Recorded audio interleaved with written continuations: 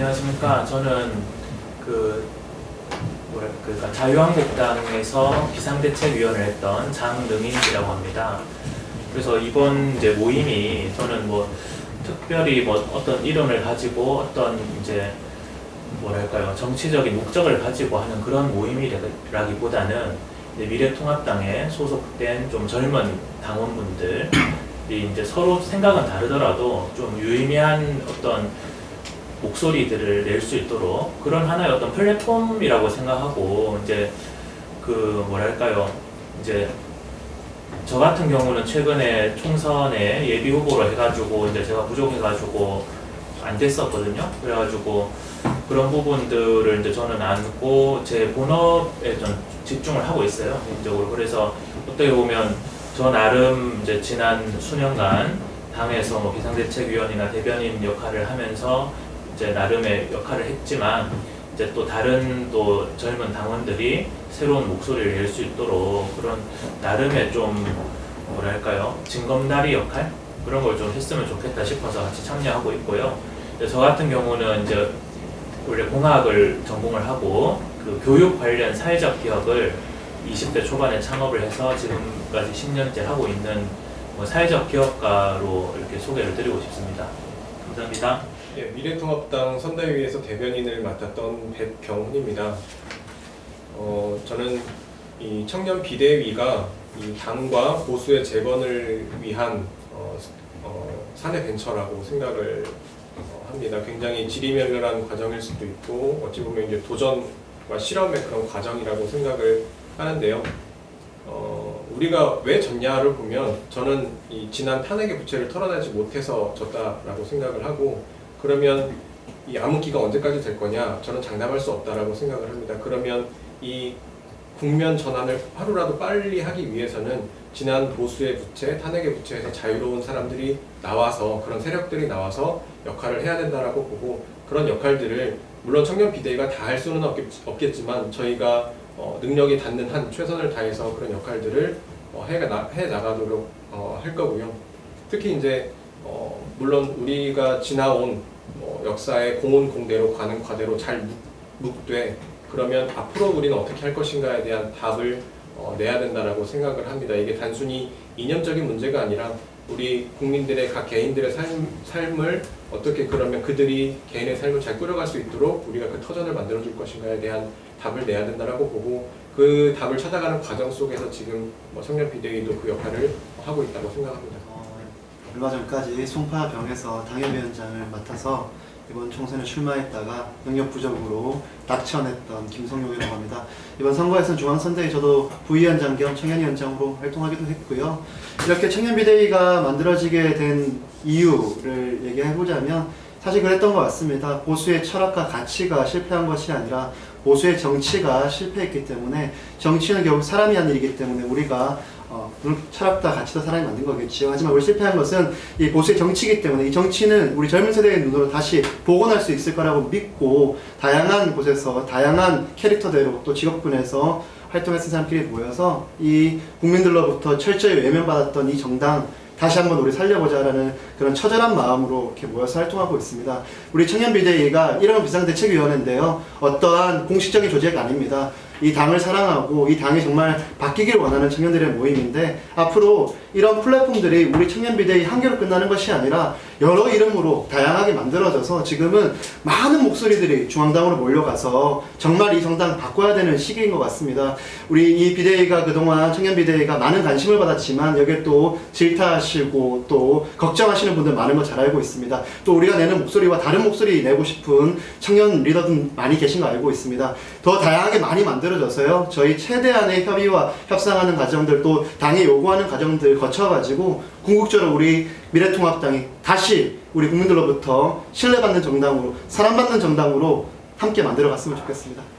네, 안녕하세요. 저는 중앙대학생위원장 직무대행 겸 상임정부위원 권영태라고 합니다. 일단 우리가 선거에서 진 이유는 세대 공감성의 부족이라고 생각합니다. 그것의 원인은 당내인 청년들의 목소리, 그리고 세대의 목소리를 잘 반영하지 못했다라는 생각을 하는데요. 그래서 당 내에서부터 이런 구조개혁을 통해서 청년들과 또 세대들의 목소리, 그리고 계층들의 목소리가 같이 담아질 수 있도록 또 선배 청년님들과 또 밖에 계신 그 많은 그 청년 그리고 그 세대를 이루고 있는 국민들과 함께 그 소통하고 또 그 목소리를 반영해서 좀 당이 다시 살아날 수 있도록 힘을 보태고자 참여하게 되었습니다. 네, 안녕하세요. 조성은 미래통합당 중앙선거대책위원회 공동부위원장을 맡았었습니다. 저는 과거에 자유한국당에 전혀 기대를 하지 않았던 사람이었습니다만 이제 굉장히 저는 오히려 오히려 선거대책위원회를 했을 때보다 이 청년 비대위를 계기로 만났던 이분들의 저는 사실 굉장히 놀랐던 것이 여기 안에서는 대중들이 하고 있던 얘기들 다 하고 있더라고요. 이분들은 답을 알고 있었습니다. 그런데 이 보수 정당에서의 이 청년들은 너무 착한 사람들이었어요. 그래서 Young, Be Brave. 저는 이것을 하는 첫 번째 프로젝트로서의 청년 비상대책위원회가 되었으면 좋겠습니다. 이분들은 다 답을 알고 있고 청년들은 대중이랑 이야기를 할 수 있습니다. 그래서 거기 안에서 어떻게 망가졌든 망했든 아니면 조금 실패를 했든 미래통합당은 답을 찾을 수 있기 때문에 여기에서 너무 자신들이 부족했다고 이제 스스로를 겸손하게 낮추지만 이분들은 할 수 있는 분들이기 때문에 같이 할 수 있는 분들을 더 많이 찾아내는 역할을 할 것이고요. 저는 이 청년비상대책위원회가 대중과의 첫 번째 소통 창구로서의 역할을 잘 해낸다면 더 많은 일을 할 수 있지 않을까 그렇게 생각합니다. 네, 안녕하십니까. 저는 대구 출신의 전남 순천갑 조직위원장 천하람 변호사입니다. 저는 이번에 비록 저희가 패배하긴 했지만 보수의 근본 가치나 철학이 패배한 것은 아니고 단지 저희 미래통합당이 조금 패배를 겪었을 뿐이다. 그렇게 생각하고 있습니다. 그래서 청년이 물론 맞는 키도 아니고 꽃가마를 태워줘야 할 존재나 특혜를 받아야 될 존재도 아닐 겁니다. 그렇지만 이 시기에 저희 청년들이 좀 나서서 목소리를 내는 이유는 이 보수의 근본 가치를 2020년에 맞게 업데이트 해내는 역할을 하기에 저희가 그나마 가장 적합하기 때문이 아닐까 그런 생각하고 있습니다. 저희가 청년 비대위라는 이름으로 인사를 드리지만 이게 시작하거나 아니면 청년이라는 의제를 독점하는 그럴 생각은 전혀 없습니다. 그래서 저희가 이런 청년 비대위는 시작일 뿐이고 우리 당의 안과 밖에서 여러 청년들 그리고 청년뿐만 아니라 여성 그리고 또 기존에 우리 당에서 많이 목소리를 내지 못했던 여러 분야에 계신 분들이 다양하게 소통하고 그 아이디어를 우리 정말로 보수의 재건 그리고 보수의 업데이트를 위해서 힘을 합쳐주시기를 저는 그렇게 바라고 있습니다. 그 역할을 저희부터도 저희 힘이 닿는 대로 충실히 하도록 그렇게 노력하겠습니다. 안녕하십니까. 저는 도봉구 갑에서 국회의원 후보로 출마했던 김재석입니다. 저희 청년 비대위는 말 그대로 비상대책을 위한 조직입니다. 그래서 비상시국에 걸맞는 어떤 패인 분석이라든지 혹은 우리가 수권 정당으로서 무슨 일을 해야 되는지를 저희 젊은 사람들 차원에서 분석하고 고민하는 그런 모임이고요. 다만 앞에 있는 청년이라고 붙은 수식어가 중요할 것 같은데요. 저희 청년이라고 하는 수식어가 가지는 무게가 굉장히 큽니다. 어떤 세대 교체의 마중물로서 저희가 이 역할을 했으면 좋겠다는 바람이 또 하나가 있고요. 다만 그 청년이라고 하는 그 젊은 사람이라고 하는 어떤 유연성과 어떤 그 시대에 민감한 반응성 같은 것들이 우리 정치의 새바람을 불러일으키는데 중요한 역할을 할 수 있지 않을까, 저희가 또 그런 역할을 해낼 수 있지 않을까, 저희는 그렇게 생각을 하고 있고요. 젊은 사람들인 만큼 부족함도 많습니다. 그렇지만 그것을 넘어서는 참신함이 또 있기 때문에 조금만 기다려주시고 저희 청년 비대위 기대해 주시면 반드시 꼭 우리 미래통합당이 이 국민들께 사랑받는 데까지 나아가도록 열심히 하겠습니다. 잘 부탁드리겠습니다. 제가 하겠습니다. 청년 비대위라고 하는 것을 만든 이유는요. 사실은 이번 21대 총선을 기점으로 국민들로부터 완벽하게 외면당했던 이 정당을 어떻게 한번 되살려 볼 수 있을까를 젊은 시각에서 젊은 청년 리더들이 모여서 한번 해보자 라고 해서 모였고요. 이 청년 비대위라고 해서 이게 당내 공식 기구가 아닙니다. 그냥 당에서 출마했던 또 당에 오래 있었던 많은 분들이 모여가지고 우리가 당에서 어떤 제안들과 또 미래를 어떻게 바꿔볼 거를 고민해보자 라는 차원에서 이제는 통합당의 이름이 됐잖아요. 그래서 자유한국당에 있었든 새보수당에 있었든 뭐 그 전에 바른미래당에 있었든 이 새로 바뀐 이 당 속에서 여러 목소리를 모아가지고 당을 한번 바꿔보자 하는 그런 결기를 가지고 모였고요. 말씀하신 것처럼 아직 결과물은 없었습니다. 왜 결과물이 없었냐면요. 사실 이제 김종인 비대위가 들었을 것을 예상을 하고 모여서 거기 안에서 목소리를 내려고 했었는데요. 여러 사안들이 변화가 있었고 또 정치적 메시지를 내는데 좀 집중하는 시기였어요. 지금 저희가 3차 회의까지 이루어졌는데 지금 1차, 2차, 3차 회의 모두 다 안에 혁신안 관련되어 있는 내용들을 다루고 있습니다. 그래서 앞으로 빠른 시일 내에 당이 어떻게 변화해야 될지 또 보수의 담론을 어떻게 변화시켜야 될 것인지 또 시대에 맞는 이 보수파의 가치는 무엇으로 담을 건지를 충분히 상의하고 있고요. 거기에 대한 답을 내고 새로 만들어질 내일 선출될 원내대표와 또 그 이후에 지도부가 형성이 된다면 거기에 적극적으로 의견 개진하여 우리 요구가 받아들일 수 있도록 노력할 생각입니다. 일단은 저희가 김종인 비대위를 반대했다라는 것은 조금 잘못된 이야기고요. 저희는 이제 당선자 총회에서 선출된 원내대표가 어떻게 하는지에 따라서 그 방향성을 조금 집중해서 맞추려고 하는 그런 지금 상황입니다. 이어서 좀 첨언하자면요. 김종인 비대위에 대한 찬반이 있었던 것이 아니라 그 절차상의 문제를 저희가 지목을 했던 것입니다. 그리고 이 원내대표가 당선인 총회를 통해서 새로 만들어진 권력이 이 순차적으로 절차적으로 맞춰서 했어야 되는데 모양새 자체가 지금 한 개인에게 어쨌든 제1야당이 읍소하는 듯한 모양새를 보인 것, 그 절차와 그 방식의 문제를 저희가 얘기를 한 것이고요. 그 김종인 비대위가 들어서고 안 들어서고는 이 선출된 권력들, 당선자 통회와 또 상임전국위원회, 또 전국위원회에서 결정할 문제라고 생각합니다.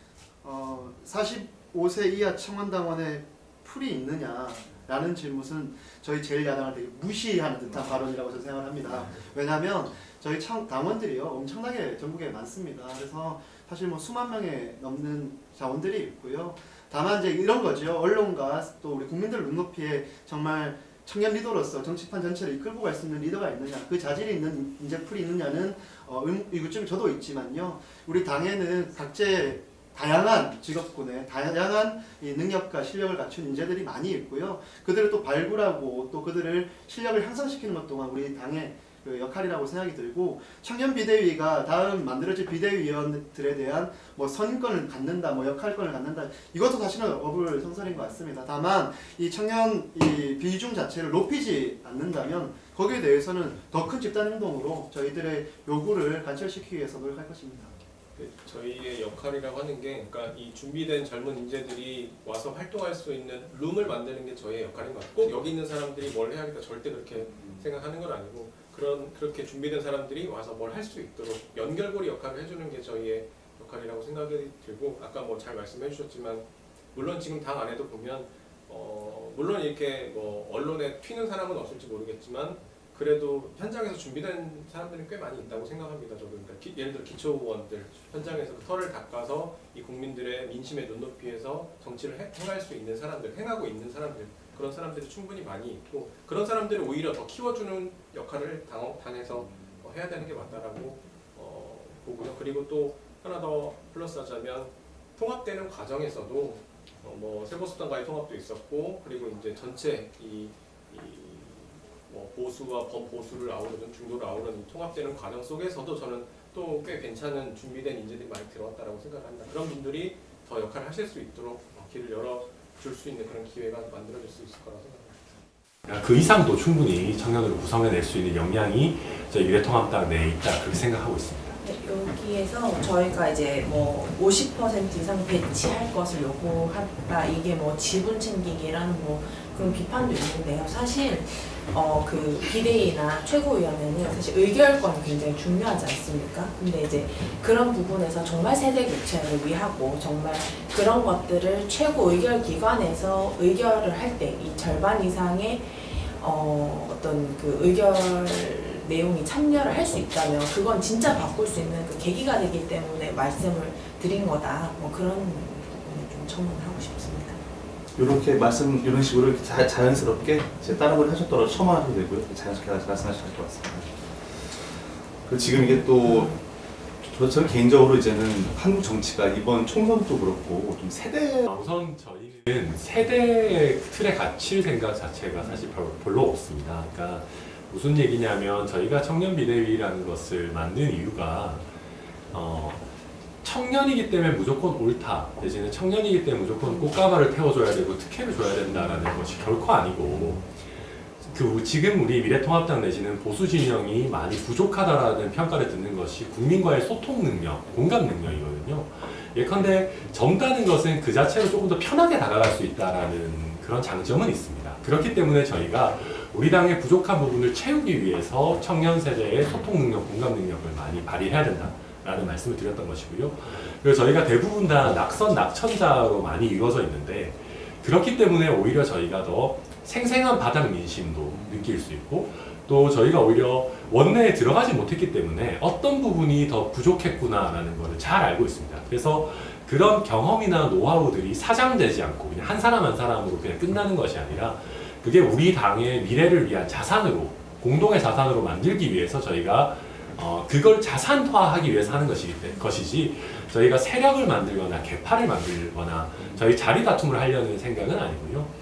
그런 면에서 저는 이번에 당내 소장파 내지는 이제 우리 초재선 의원님들도 비슷한 뜻이 있다고 저도 생각합니다. 이제 기존에는 어떻게 보면 그 중진들의 개파에 많이 밀려서 개혁적인 목소리가 좀 약했다면 이제는 개혁적인 목소리를 내기 위해서 스스로의 힘을 다지자라는 것이지 스스로를 하나의 개파로 만들자라는 것은 아닐 거라고 믿고 있습니다. 그런 의미에서 저희도 개혁을 위해서 아이디어를 모으고 어떤 컨텐츠를 모으고 하는 것은 당연히 같이 힘을 합쳐야 될 부분이지만 저희가 예를 들면 소장파들과 청년비대위가 합쳐서 청년 개파를 만들겠다 그런 생각은 전혀 하고 있지 않습니다. 사실 뭐 저는 다른 인터뷰에서도 많이 말씀을 드렸습니다만 뭐 830, 뭐 40대 기술론 등등등은 어떤 사실 이미지를 만들어 놓고 거기에 뭐 끼워 맞추기식의 어떤 인재를 찾거나 아니면 어떤 세대한테 뭐 길을 열어주는 것 마찬가지로 사실 그 자체 정치적 가치가 있는지 모르겠어요. 무슨 얘기냐면 저는 늘 얘기를 하듯이 점지를 하듯이 이제 우리 삼신 할머니가 점지하듯이 그렇게 정치인이나 정치 지도자나 어떤 세대 교체는 절대 일어나지 않는다고 생각합니다. 저희가 이제 주로 비판을 하는 지점들은 뭐 586이다 이런 분들은 사실 그 스스로가 이제 30대 때부터 어떤 자신들의 그 정치적 성취물이 있었거든요. 근데 우리 뭐 830뿐만 아니라 각 세대별로 혹은 우리가 이 시대 정신에 맞춰서 뭔가 어떤 정치적인 성취를 하든지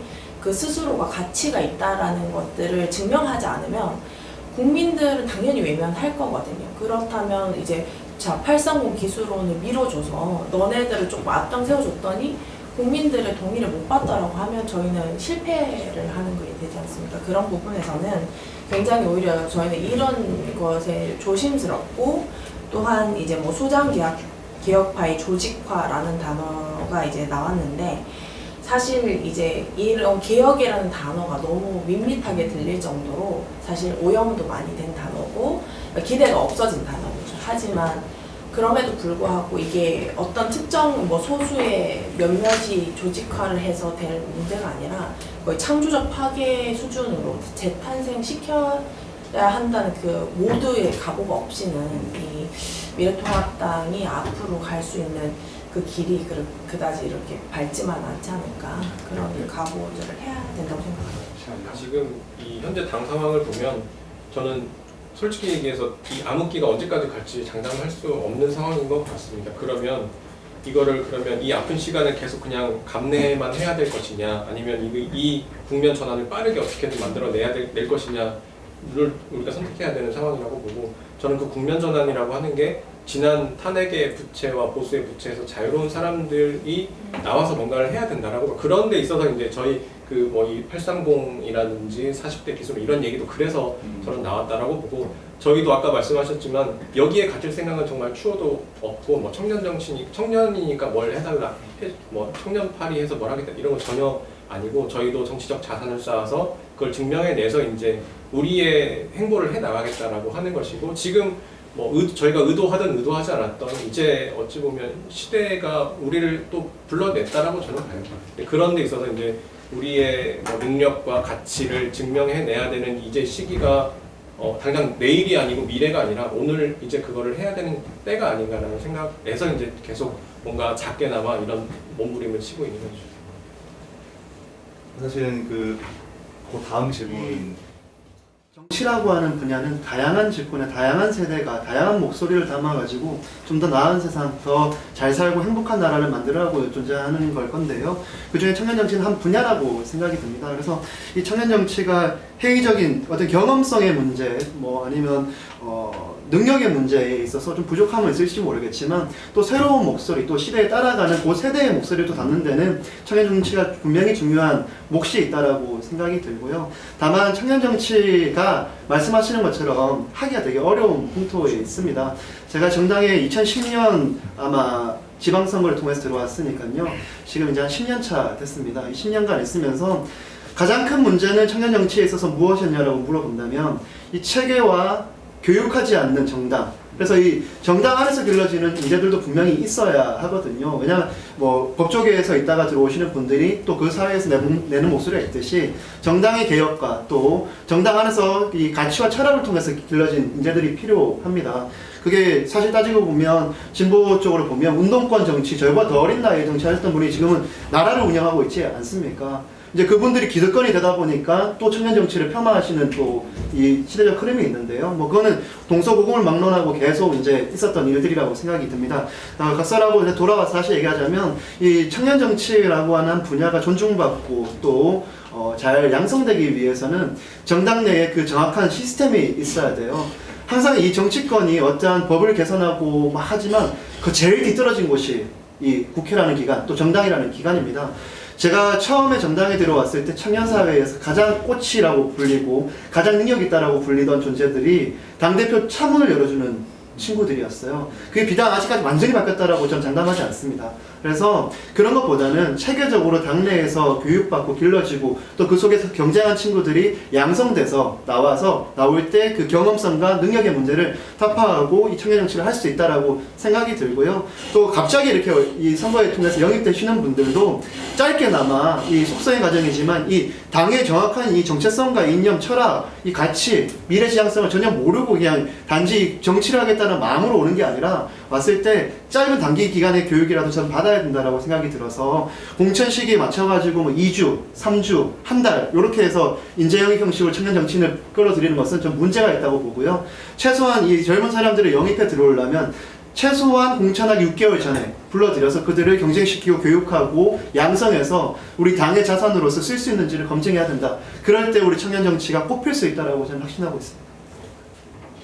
젊은 정치가 필요하다고 생각을 합니다. 이제 그동안 보수에서 계속 목말라 했던 부분인 것 같아요. 이 뭐 청년이라고 얘기되는 또 젊은 사람들이라고 얘기하는 그 젊은 감성 이런 거에 있어서 굉장히 메말라 있었고 이제 그런 것들을 계속 어떻게든 수혈하려고는 했지만 이거를 계속 액세서리로 활용을 많이 하던 측면들이 좀 있었고 그렇게 필요에 의해서만 자꾸 활용을 하다 보니까 그것에 대한 한계가 분명히 있었던 것 같습니다. 그러니까 그 어떤 역할에 있어서는 키를 쥐고 이제 그들이 역할을 할 수 있도록 했었어야 되는데 이제 지금 당내 상황을 보자면 도장 찍는 사람 참 많고 그리고 이제 그러니까 임원진 많고 신입사원 많은 구조 같은 이런 약간 이원화된 구조여가지고 그런 거에 있어서 분명히 좀 한계가 있었던 것 같고 그래서 지금 어찌 보면 이 젊은 보수, 뭐 젊은 정치인에 대한 필요성 이런 것들이 더 대두되고 있는 게 사실인 것 같고 이거는 저는 이 시장의 흐름, 산업의 흐름, 사회의 흐름과 저는 다르다고 생각하지 않는 게 지금 이 기업, 그러니까 전 세계 뭐 시가총액 10위 내에 있는 기업 중에 뭐 한 7개, 8개 기업이 다 그 뭐 스마트폰을 뭐 기반으로 하는 그런 새로운 이제 신산업 기반의 그런 기업들인데 그 기업들을 누가 이끌고 있냐? 그 기업들은 누구를 기준과 좌표로 두고 있냐? 다 미래 세대 그리고 그 기업을 이끌고 있는 것은 다 30대, 40대 그 기업인들인데 저는 정치도 다를 수 없다라고 봅니다. 그렇게 급변하고 있는 세상에 맞춘 법과 제도와 정책을 만드는 것 그것은 그 새 것에 민감한 그리고 그것을 굳이 배우지 않아도 이 태어나면서 자라면서 그런 것들을 익혀왔던 세대가 더 잘할 수 있는데 그런 기회가 사실 그동안은 없었다는 거죠. 사실 너네가 뭘 할 수 있겠어라는 그 틀은 그 굉장히 나쁜 프레임이긴 하지만 사실 청년이고 우리는 잘 모르고 그래서 좀 실수해도 된다라는 그런 약간 타협이 있다면 사실 더 신뢰를 하지 않을 거거든요. 근데 이제 저는 아까 우리 말씀하셨듯이 어떤 젊은 정치라고 하고 또 특히나 뭐 20대, 30대, 40대 요 시기에는 삶을 본격적으로 이제 스스로가 준비를 하는 시기입니다. 그래서 저는 이 시기만 나오는 그 특별한 창의성이라든지 특별한 도전 정신이라든지 자기가 어떻게 살고 싶은 미래에 대한 어떤 청사진 이런 것들이 가장 이제 풍부한 시기라고 생각을 하는데 그런 창의로움과 어떤 도전 정신들이 이 국가에 반드시 투영이 될 수 있을 때가 훨씬 더 건강해질 수 있다고 생각을 하거든요. 근데 물론 여기 뭐 국가라든지 국가 구조 아니면 시민, 국민, 사회에 대한 이해, 정책, 법과 제도 등등에 대해서 당연히 충분한 이해가 있어야 되고 그래서 우리 그런 부분들이 사실 시민사회나 일반 사회에서는 훈련받기가 조금 어려운 부분이 있으니 그런 거는 우리 김성용 위원장님 말씀하셨듯 이 정당이 자기들만의 정치를 위한 곳이 아니라 일반 시민들이나 일반 뭐 청년들, 일반 젊은 세대들이 충분히 교류하면서 그런 교육 기능까지 잘 갖춰진다면 여기 안에서 그 인재풀이 마를 일이 없거든요. 그래서 그런 것들 유기적으로 좀 잘 세팅하는 것도 지금 시대의 하나의 과제라고 생각합니다. 이렇게 갑자기 들어온 것 자체가 청년 정치 시스템이 없다라는 증거다. 저는 제가 갑자기 들어왔지만 굉장히 사실 잘못된 거거든요. 무슨 말이냐면 제가 선택지를 두고 물론 저는 독자 창당을 준비했었습니다만은 제가 굳이 독자 창당을 준비 안 하더라도 예컨대 내가 당 안에 들어가서 트레이닝을 받아서 거기서 내가 두각을 나타내서 예를 들면 공천을 받겠다라는 생각과 아니면 그냥 당 바깥에서 내가 그냥 팬시해 보이고 좋아 보이는 스펙을 쌓아가지고 당에서 영입 제안이 오도록 하겠다라는 두 가지의 선택지를 놓고 봤을 때 지금 우리나라 사회에 잘 나가는 청년들은 전부 후자. 내가 그냥 있어 보이는 어떤 새로운 스펙을 쌓아가지고 총선 직전에 그냥 영입돼서 들어가면 되지. 왜 굳이 내가 당에 미리부터 들어가서 고생하고 거기 안에서 치열하게 경쟁할 필요가 뭐가 있냐라는 생각을 자연스럽게 가지는 구조를 만들고 있어요. 근데 저도 제가 뉴페이스고 뭐 아직까지는 그렇지만 우리 정당 민주당이든 미래통합당이든 다 떠나서 뉴페이스 중독에서 좀 벗어나야 된다. 그러니까 뭐냐면 정당 스스로 자기들이 길러낸 인재에 대한 자부심을 가져야 돼요. 그리고 설령 지금 봤을 때 조금 부족한 부분이 있을 수 있어요. 예를 들면 우리 풀 안에서 좀 부족한 부분이 있을 수 있더라도 그래도 믿고 이 사람을 써야 돼요. 왜냐하면 그래야지만 우수한 인재들이 당에 빨리 들어가서 이 안에서 트레이닝 받고 경쟁이 돼야지만 내가 이 당 안에서 정말 제대로 된 정치인이 될 수 있구나. 그냥 내가 바깥에서 잘 나가고 팬시하고 뭐 어디서 뭐 변호사하고 IT 벤처하고 이렇게 해서 그냥 영입돼서 들어가는 게 더 낫겠다라는 생각을 주면 청년 생태계는 사실 영원히 안 생기는 것 같아요. 그리고 저도 제 스스로도 저는 나름대로 준비된 젊은이라고 생각했었습니다. 제가 나름대로 변호사 경력도 나쁘지 않고 제가 대한변호사협회에서 뭐 이사 같은 것도 하고 근데 이게 막상 현실 정치에 들어와서 부딪혀 보니까 정치권 외의 경험과 정치권 내의 경험은 아예 차원이 달라요.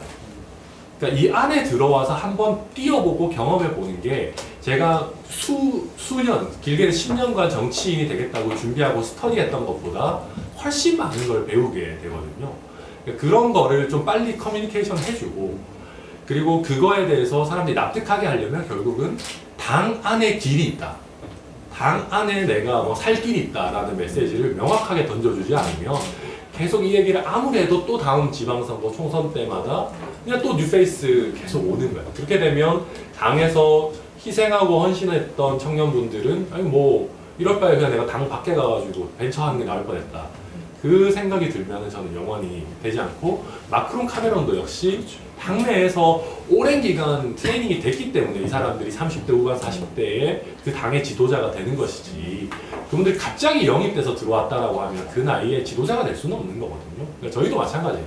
저희도 갑자기 영입돼서 들어왔으면 운 좋게 국회의원 될 수도 있겠죠. 젊은 나이에. 근데 그게 아니라 30대 기수, 40대 기수가 되려면 어느 정도 당내 현실 정치 경험이 필요하다. 그건 저는 오히려 제 경험에서 많이 배우고 있습니다. 제가 첨언합니다. 이준석 이제 뭐라 부를까요? 우리 위원장님께서의 그 케이스가 자꾸 이 정당의 하나의 청년 정치의 사례처럼 돼요. 성공 사례예요. 사실 따지고 보면. 근데 모두가 지금 이 시기에도 이준석처럼 한 명을 어떤 자리에 꽂아가지고 그 분위기, 회의 분위기를 막 바꾸고 또 그 한 명을 통해서의 어떤 이미지 쇄신을 하려고 하는 방법책이 잘못됐다라고 저는 생각이 듭니다. 자, 멀리 프랑스까지 가지 않아도 우리 민주당만 가도 이번에 당선된 장경태, 김남국, 전용기는 시민당이지요. 그 분들 저랑도 아주 가깝고 오랫동안 잘 지내는 선후배 관계인데요. 장경태 선배만 하더라도 아주 당에서 오랫동안, 저보다도 더 오랫동안 훈련받고 트레인되고 노력하고 공부해서 이번에 당선이 되었고요. 전용기 당선인 같은 경우에도 저처럼 총학생장 출신으로 이 당에 들어오셔가지고 그 시민당의 그 더불어민주당에서 그 맞는 체계적인 절차를 다 거쳐서 이번에 비례대표가 되셨고요. 김남국 변호사도 직접적인 당일은 하지 않으셨지만 민주당의 법률 지원단으로서 활동하시면서 지속적인 언론에서의 메시지를 냈었습니다. 그와 같이 근데 우리 참 당을 되돌아보면 우리 당의 당선인들 중에 보좌진들 2명이 있긴 하죠. 청년 정치인 중에. 그리고 한 분은 이제 앵커 출신이 이제 있으시고 해서 3명인가 4명인가 그렇죠. 대부분 당에서 오랫동안 트레이닝 되어 오신 분들이 없어요. 그래서 우리 당은 예전 새누리당의 그 변신할 때 이준석, 한나라당에서 새누리당으로 넘어갈 때 이준석 케이스를 지워야 이 당의 올바른 청년 정치가 뿌리 내릴 거라고 저는 확신하고 있습니다. 말씀하신 이준석 케이스라는 거는 정리를 해보자면 이게 뭐 최고위원이라든지 그런 소위 자리에 그냥 이게 청년을 하면 딱 이렇게 앉혀가지고 갑자기 데리고 와서 그렇죠, 그러는 그렇죠. 거죠. 외부에서 해가 약간 네. 좀 이미지라든지 네. 좀 물론 이제 뭐 유승민 위원장님 뭐 활동 열심히 하시고 아유, 성공 케이스입니다. 성공 하지만 케이스입니다. 구조적으로 그게 이제 다 보되지 않는다면 네, 맞습니다. 의미가 없다는 그런 말씀이신 것 같아요. 네. 사실 지금 당의 문제들을 대부분 지적했잖아요. 그러니까 당의 교육 시스템이 없다. 뭐 당의 어떤 인재 풀이 없다. 이런 말씀들 하셨는데 저는 조금 되려 그 이른바 청년 정치인이라고 불릴 만한 혹은 그 청년들 중에서 정치의 꿈을 갖는 사람들이 가지는 어떤 태도에 대해서도 저는 지적을 좀 하고 싶은데 물론 우리 당의 청년 정치 시스템이 불완전하고 인재 영입이 말 그대로 이준석 위원장처럼 뭔가 갑자기 어디서 등장해가지고 이렇게 영입이 되는 케이스들이 주로 있었으나 사실 이른바 청년 정치를 하겠다는 분들의 이야기를 잘 들어보면 같은 청년이 제가 봐도 답답한 부분이 있어요. 예컨대 정치인이라고 하는 것이 뭐 누구나 될 수 있어야 되지만 그렇다고 또 아무나 돼야 되는 건 또 아니잖아요. 대충 이런 반응들이 좀 있습니다. 젊은 사람이 정치를 하려면 돈도 있어야 되고 뭐 돈이 많아야 뭐 시간도 되고 뭐도 하고 이제 이런 식으로 이제 말씀을 하시는데 제가 그 얘기를 들으면서 어떤 생각이 들었냐면 나는 회사도 다니고 내 가정도 지키고 싶고 돈도 잘 버는데 배지는 달고 싶어 이렇게 들렸거든요. 그러니까 어떤 목적의식이나 희생에 대한 혹은 뭐 헌신 이런 거에 대한 이야기는 완전히 다 사라지고 나는 돈이 별로 없어서 회사를 다녀야 되는데 정치인이 하고 싶어 그걸 어떻게 좀 니네가 해줘 라는 식으로 그 어리광처럼 밖에 저는 안 들렸거든요. 이런 이 태도들도 우리 스스로가 가지는 문제라고 저는 보고요. 그러니까 당 내에서 문제뿐만이 아니라 청년 스스로도 자립할 수 있는 여건을 만들어 놓고 당한테 당당하게 요구를 해야지 청년 인재를 양성하는 시스템이 없다고 우리가 그거에 대해서만 비판적으로 이야기하기에는 청년 스스로도 아직 부족한 점이 많다. 이 두 가지가 같이 이렇게 바퀴처럼 가야 우리도 말 그대로 떳떳하게 우리의 지분을 요구할 수 있게 될 것 같고요. 당 입장에서도 이 사람들을 믿고 맡겨줄 근거가 될 것 같고요. 이게 같이 가야 된다고 저는 보고 있습니다. 그래서 말씀하신 내용과 조금 결이 다르지만 이런 부분도 우리 스스로 좀 자각해야 될 필요가 있지 않나. 우리 사회 전반에서 청년들에게 요구하는 잣대 자체가 굉장히 높습니다. 그러니까 무슨 얘기냐면 표현이 좀 그렇습니다만은 부장님보다 신입사원 지원했다가 떨어진 사람들이 더 유능한 경우들도 많이 있어요. 요즘 당군 일의 최고의 스펙이다. 꼭 스펙이 실력을 말하는 것은 아니지만 근데 그럼에도 불구하고 우리 사회 전체적으로 보면 신입사원이 뭘 좀 해보겠다라고 하면 아니면 신입사원 지원을 할 때 경력 없으니까 너가 뭘 할 수 있겠냐. 우리 청년들이 늘 하는 얘기가 그거거든요. 그놈의 경력은 도대체 어디서 쌓는 거냐. 그러니까 저는 이것도 맞아요. 그러니까 청년들이 준비가 되어야 되고 하는 거 맞는데 준비가 되려고 해도 뭘 한번 해볼 기회가 있어야지 준비가 되고 그 경험을 쌓아서 또 한 단계 올라갈 수 있고 도약할 수 있는 게 맞거든요. 근데 그게 사회 전반적으로 청년에게 기회를 주는 것은 매우 인색하면서 뭔가 아직 너희는 경험이 부족하니까, 아직 잘 못하니까, 미숙하니까, 이거는 저는 좀 굉장히 우리 당의 문제나 정치권의 문제를 넘어서서 우리 사회 전반이 제대로 된 기회를 주고 제대로 경험을 쌓을 기회를 주고 청년이 잘할 수 있니 못하느니 얘기를 해야 되지. 저는 그 선호가 지금은 좀 뒤바뀌어 있다, 그렇게 생각이 들 때가 많습니다.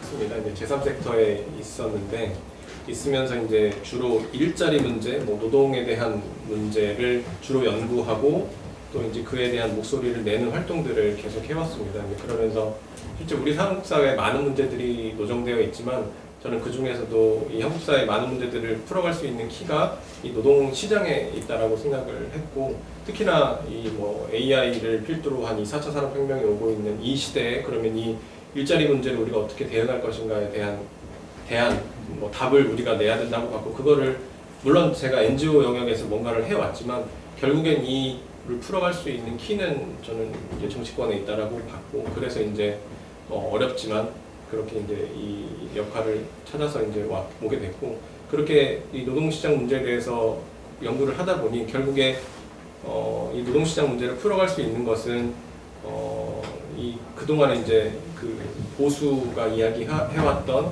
개인의 자유 그리고 자유에 대한 뭐 의미와 책임 뭐 이런 그 바탕 안에서 이런 것들이 풀어질 수 있다라고 생각을 했고, 특히 이제 보수에서 이야기하는 보수주의에서 이야기하는 그 보수주의가 무엇을 해야 되는가라고 보면 무엇을 해왔는가를 보면 저는 보수주의가 추구하는 것이 결국에는 이 파국을 막는 것이 하나의 보수의 역할이라고 생각을 했고 보수주의가 추구하는 바라고 생각을 했습니다. 그러면 이 4차 산업혁명이 오는 이 대격변기에 우리는 이에 맞는 사회 제도와 정책과 시스템을 어떻게 만들 것인가, 이런 고민을 저는 이 보수주의라는 틀 안에서 더 연구하고 이에 대한 답을 내야 된다라고 봤고, 그래서 이제 이 정치의 영역에 발을 들여놓게 됐고, 좀 더 솔직한 뭐 이야기를 하자면 저도 이제 총학생회장을 해오면서 많은 사람들을 만났고, 결국에 내가 이렇게 많은 사람들을 만나서 무언가 사회에 단 1mm라도 더 도움이 되는 방향이 뭐가 있을까를 고민했을 때 저는 이 정치의 영역에서 지도자로서의 삶을 살아가는 것이 가장 보람있는 삶이겠다라고 생각을 했습니다. 저는 사실 어릴 때부터 이게 표준어인지 잘 모르겠지만 나대는 걸 좋아해가지고요. 자꾸 앞에 서는 걸 좋아했어요. 뭐 반장도 계속 하고 뭐 총학생회장까지 대학까지 했는데요. 궁극적으로 이 보수 정당에 들어오게 된 건 사실은 가정적인 영향도 있었을 것 같아요. 저는 경북 문경이라고 하는 이 토양적 자세가 보수 쪽에 있는데 부모님의 그런 수혈된 것도 분명히 있었던 것 같고요. 솔직하게 말씀드리는 겁니다. 그러다가 결정적인 계기를 돌이켜보면 2007년에 제가 전역을 해서 2008년에 복학을 했는데요. 그 시기가 아마 강우병 시위로 아주 이 전국이 들끓던 시기였어요. 그 시기에 그 시위를 왜 나가야 되지라는 저는 의문점이 되게 많이 있었고, 그러다 보니까 학내에서 그 시위를 가지 말자라고 하는 또 시위가 있었는데 거기에 참여하게 되면서 사실은 사회 참여 활동에 관심을 갖게 됐고요. 그 이후에 뭐 총학생장도 되기도 했고, 또 전국에서 이 총학생장 전체 연대하는 것을 제가 이끌기도 했었고요. 뭐 그런 활동을 하다가 이제 당에 들어오게 됐는데, 이 당에 계속 남아있고 이 활동을 하는 이유는 이게 결국에 보수 우파의 가치가 되겠죠. 우리나라에서의 보수 진보 저는 나눌 수 없다라고 기본적으로 생각하고요. 사전적인 의미 또 학문적인 의미의 보수와 진보는 이 나라에서는 없다라고 뭐 저는 생각을 합니다. 또 중도는 더더욱 없다고 생각하고요. 다만 이 당이 갖고 있는 가치를 얘기하자면 이 자유민주주의와 시장경제라는 헌법 가치를 통해 가지고 현 세대와 다음 세대 모두가 더 잘 살고 부강한 나라 만들어 보자는 게 우리 미래통합당 이 보수정당의 진 가치입니다. 그리고 그 부수적으로 이 1945년 8월 15일부터 만들어진 대한민국의 근현대사, 건국사가 부침은 있었지만 자랑스럽게 저는 생각이 됩니다. 이 산업화와 민주화를 거의 전 세계에서 동시에 이루었고, 원조를 받던 국가에서 원조를 주는 최초의 국가가 되기도 했고요. 또 우리 부모 세대가 이렇게 열심히 지금 이룩해 놓으신 이 땅, 이 대한민국의 나라가 저는 되게 자랑스럽습니다. 이 자랑스러운 이 대한민국의 가치를 후세에게 전달하는 데 가장 밀접하게 있는 정당, 그 가치를 따르고 있는 정당이 저는 지금 미래통합당이라고 보고 있고요. 오히려 이런 우리 당의 핵심 가치가 그동안 이제 많이 보도돼서 다른 분들은 어떻게 생각하는지 모르겠지만 하여튼 저는 이런 가치, 우리 당이 갖고 있는 가치, 전통적 가치가 제일 좋고요. 우리 당이 근데 그동안 이 전통적인 가치를 잘 지키지 않고 자꾸 거짓말하고 뭐 이렇게 해서 지금 매우 좀 망해져 있는 상황이지만 이 핵심 가치가 계속 살아있는 한 저는 이 정당에서 오랫동안 활동하고 싶은 마음입니다.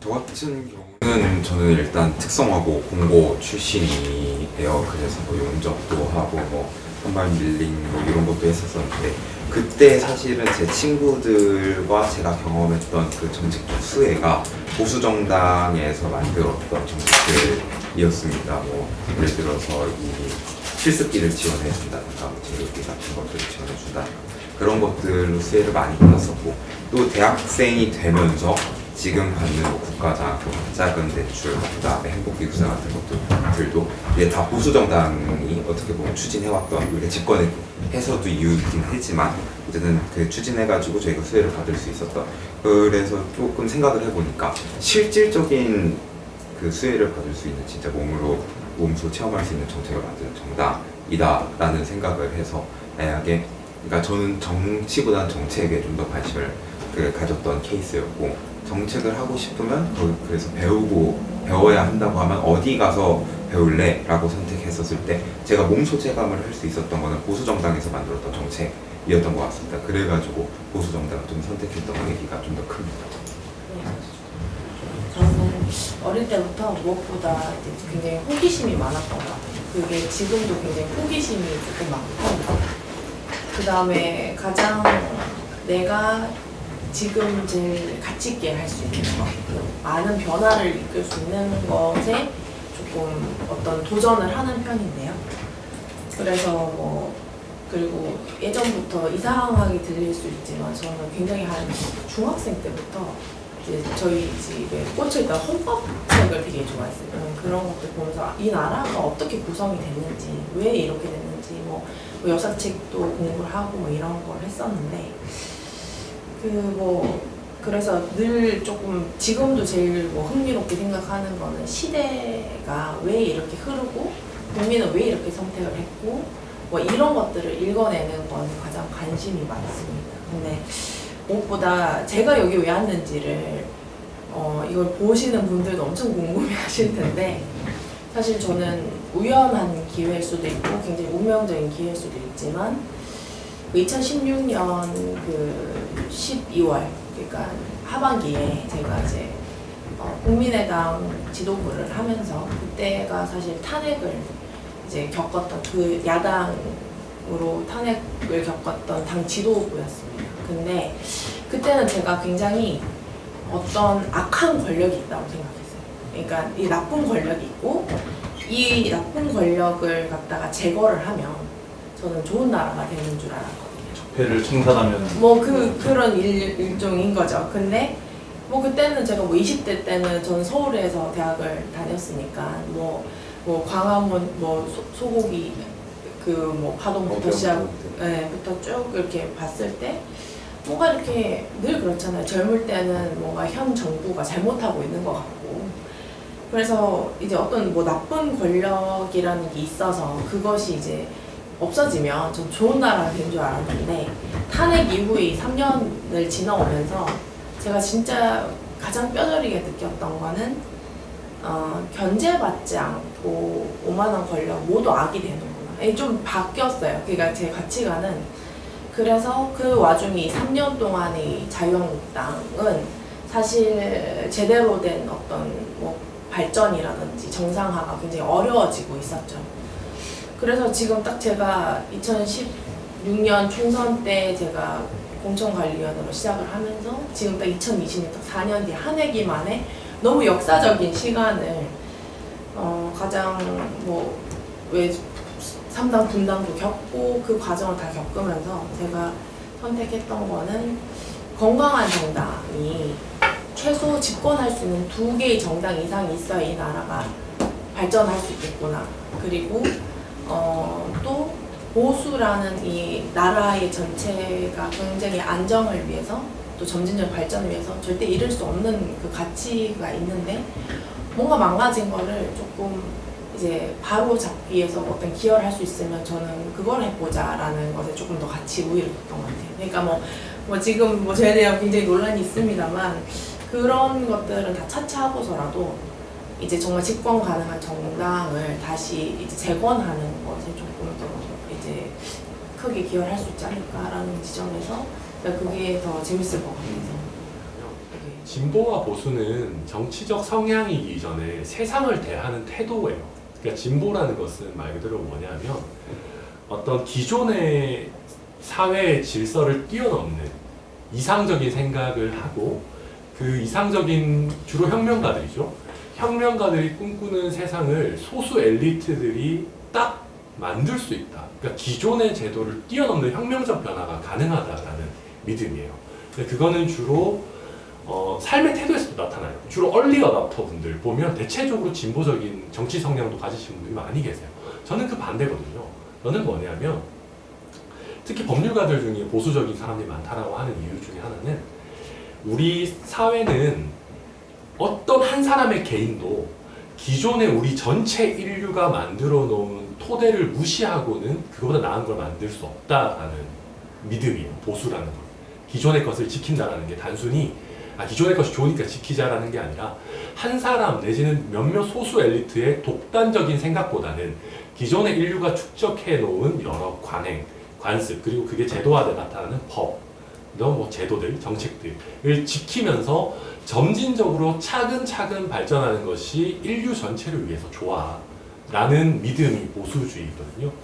이거가 그때 가장 이 보수주의라는 이 진보와 보수의 구분을 얘기했던 게 사실 자꾸 외국 얘기해서 그렇지만 에드먼드 버크라는 사람인데 이 사람이 왜 그렇게 얘기를 했냐면 진보 좋고 혁명 좋아. 그리고 특히 성공한 혁명은 역사적으로 되게 미화되는데 프랑스 혁명을 자기가 겪으면서 보니까 이게 혁명 하는 사람들이 갑자기 모든 걸 다 바꾸려고 하다 보니까 너무 거기서 오는 부작용이 큰 거예요. 그래서 몇 명의 소수의 혁명가가 막 짜맞추기식으로 자신이 원하는 공동체에 사람을 짜맞추는 것은 굉장히 위험하다.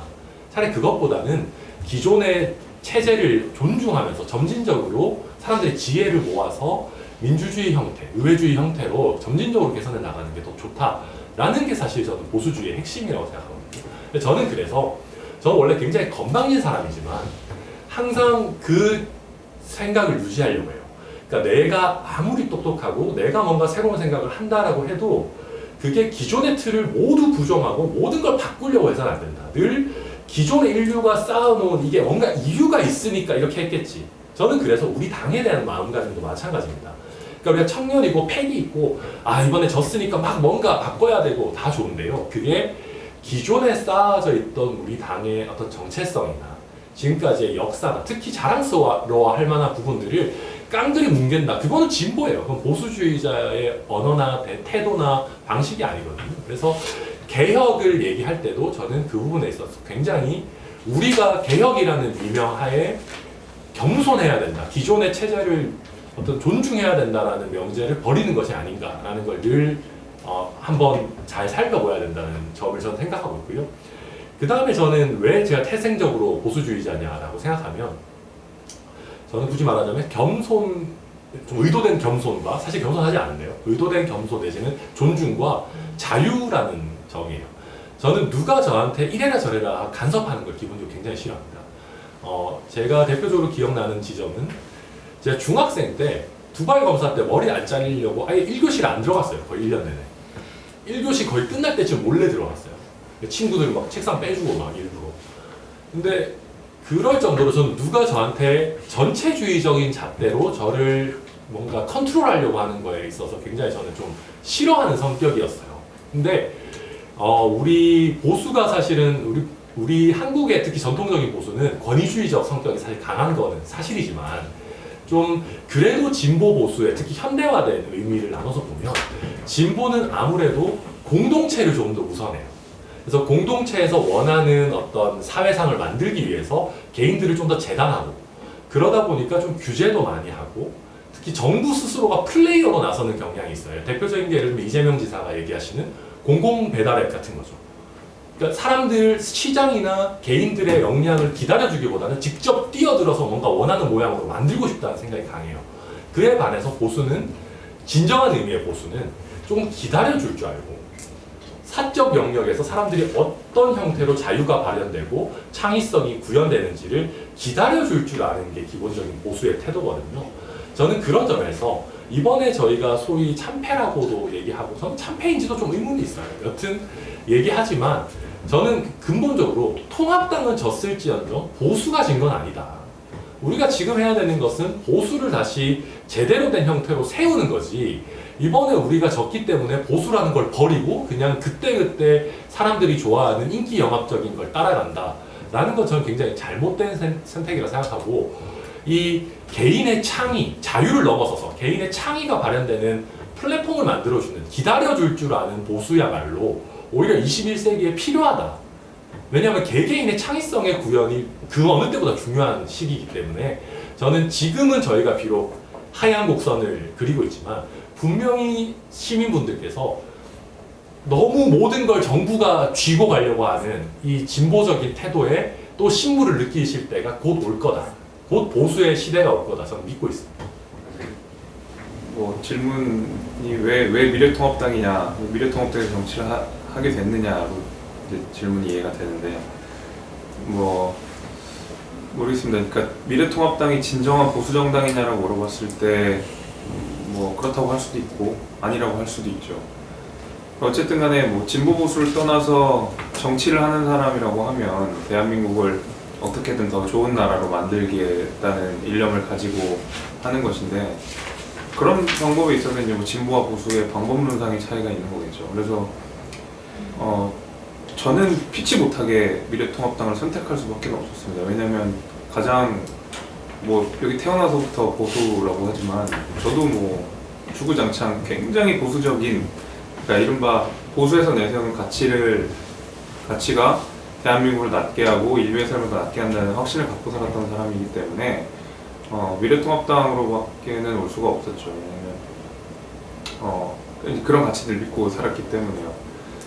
근데 이게 뭐 질문이 밑에 거랑 좀 연결되는 것 같은데, 그러니까 보수라는 개념도 사실 굉장히 그 어떤 시대라는 시줄이랑, 그러니까 뭐 공간이라는 날줄 그 사이에 교차되는 어느 지점에서 이 사람의 어떤 사상이라는 게 좌우가 결정이 되는 건데, 뭐 이 천 대표님이 말씀하신 내용이나 제가 이야기하는 내용이 어느 시대 어느 나라에서는 굉장히 진보적인 개념이기도 하고, 자유라는 개념 자체가 뭐 그렇게 태동을 했었고, 그래서 개인적으로 뭐 특히 이제 보수에서 내세우는 자유의 가치, 그다음에 또 어떤 안정성, 그다음 지속 가능성 같은 것들에 있을 때 저의 성향이랑 가장 잘 맞았고, 또 그런 것이 나라를 이끌어가는데, 특히 이제 국정 운영을 하는 데 있어서는 가장 적합한 형태다라고 생각이 많이 들고요. 그리고 우리 보수가 사실 훨씬 더 유연하거든요. 기존의 진보보다 훨씬 더 유연한 게 보수인데, 우리 보수를 나타내는 이념이나 경직성처럼 돼버려서 그 부분이 좀 아쉬운 게 있었고, 그러니까 우리가 생각하는 보수, 내가 생각하는 보수가 이제는 정말 이 시대에, 우리 2020년 대한민국이라는 시줄과 날줄의 딱 그 교차점에서 가장 적합하겠다는 확신을 가지고 왔고요. 네, 뭐 그래서 저는 이제 지금 이제 미래통합당인데, 예전에 한나라당일 때 이렇게 왔어요. 근데 그 당시에 이제 제가 생각했던 게, 이제 정치를 왜 해야 되는가, 그러니까 정치를 하는 이유에서 정당 선택이 연결이 된다고 보거든요. 저는 이제 살면서 하고 싶은 게 사회 양극화 해소에 기여하는 거, 그리고 우리나라의 평화적 통일에 기여를 하는 거예요.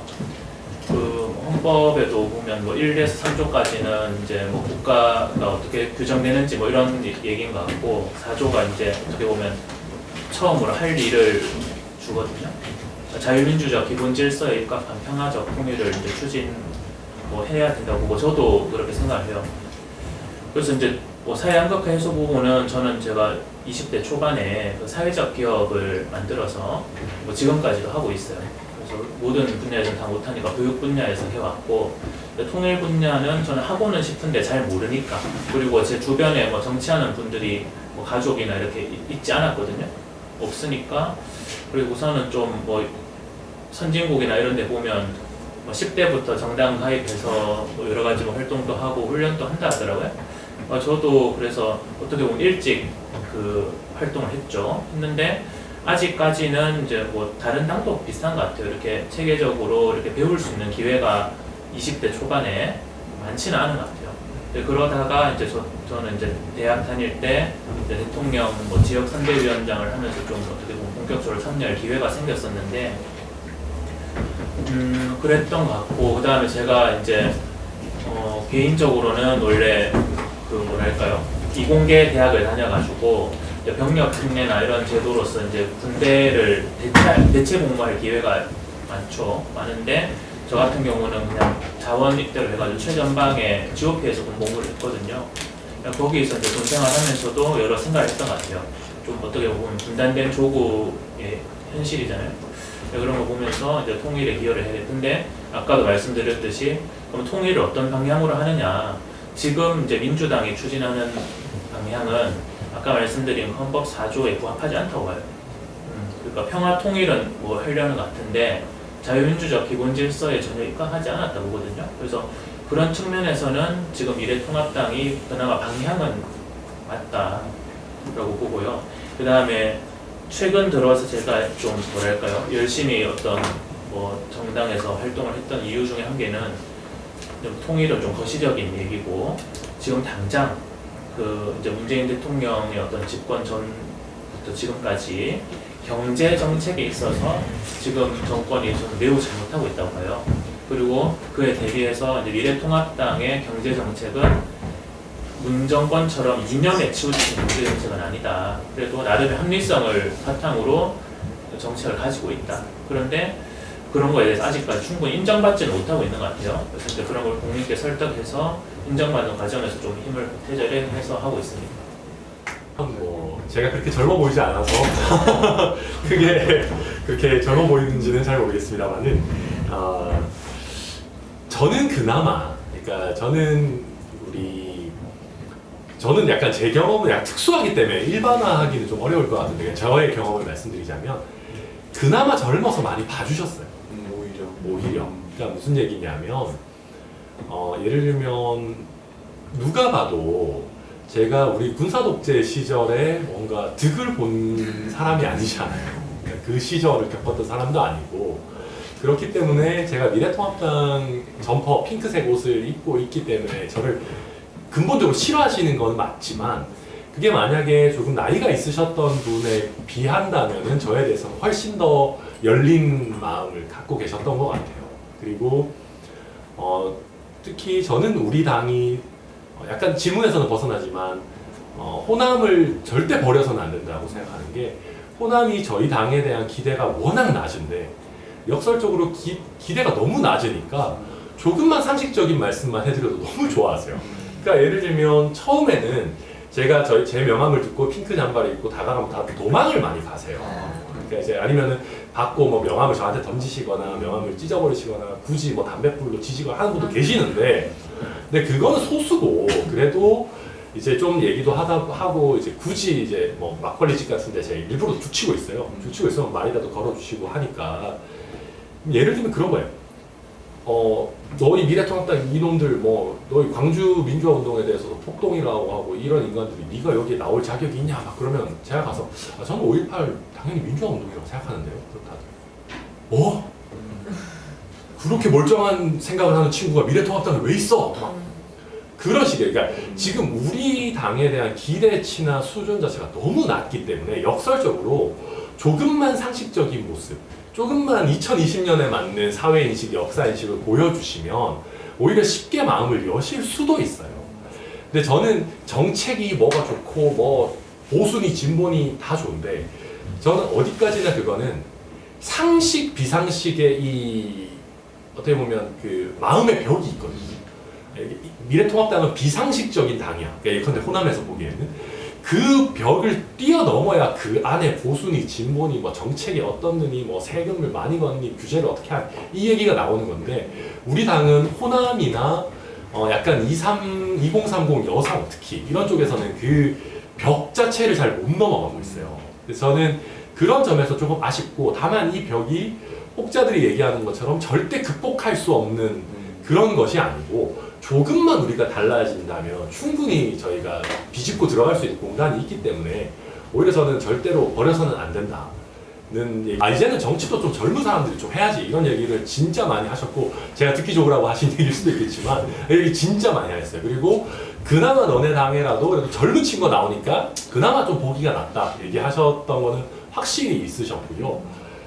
그 점은 아마 다른 서울의 여타 지역이나 도봉 역사상 가장 많이 득표를 한 우리 김재석 후보가 저보다 3%를 받은 저보다는 훨씬 더 생생한 얘기를 해주실 수 있을 것 같기 때문에 여기서 질문을 그러니까 그 정치인이라고 하는 게 결국에는 얼만큼 유권자들이랑 소통을 하고 그 내용을 바탕으로 얼만큼 정책에 혹은 정치적 방향에 그 반영하는가가 또 정치인의 중요한 덕목이라고 생각을 하는데 그 전까지 우리 지역에서 봤던 후보라고 하면 굉장히 나이 드신 분이 와가지고 이렇게 멋있게 보좌관들 딱 데리고 와서 누굽니다 하고 이제 악수하고 뜩 가는 그런 선거운동을 계속 보시다가 술집에 찾아가서 처음에는 이제 핑크 옷 입고 있으면 나이트 삐낀 줄 아시는 분들 많아요.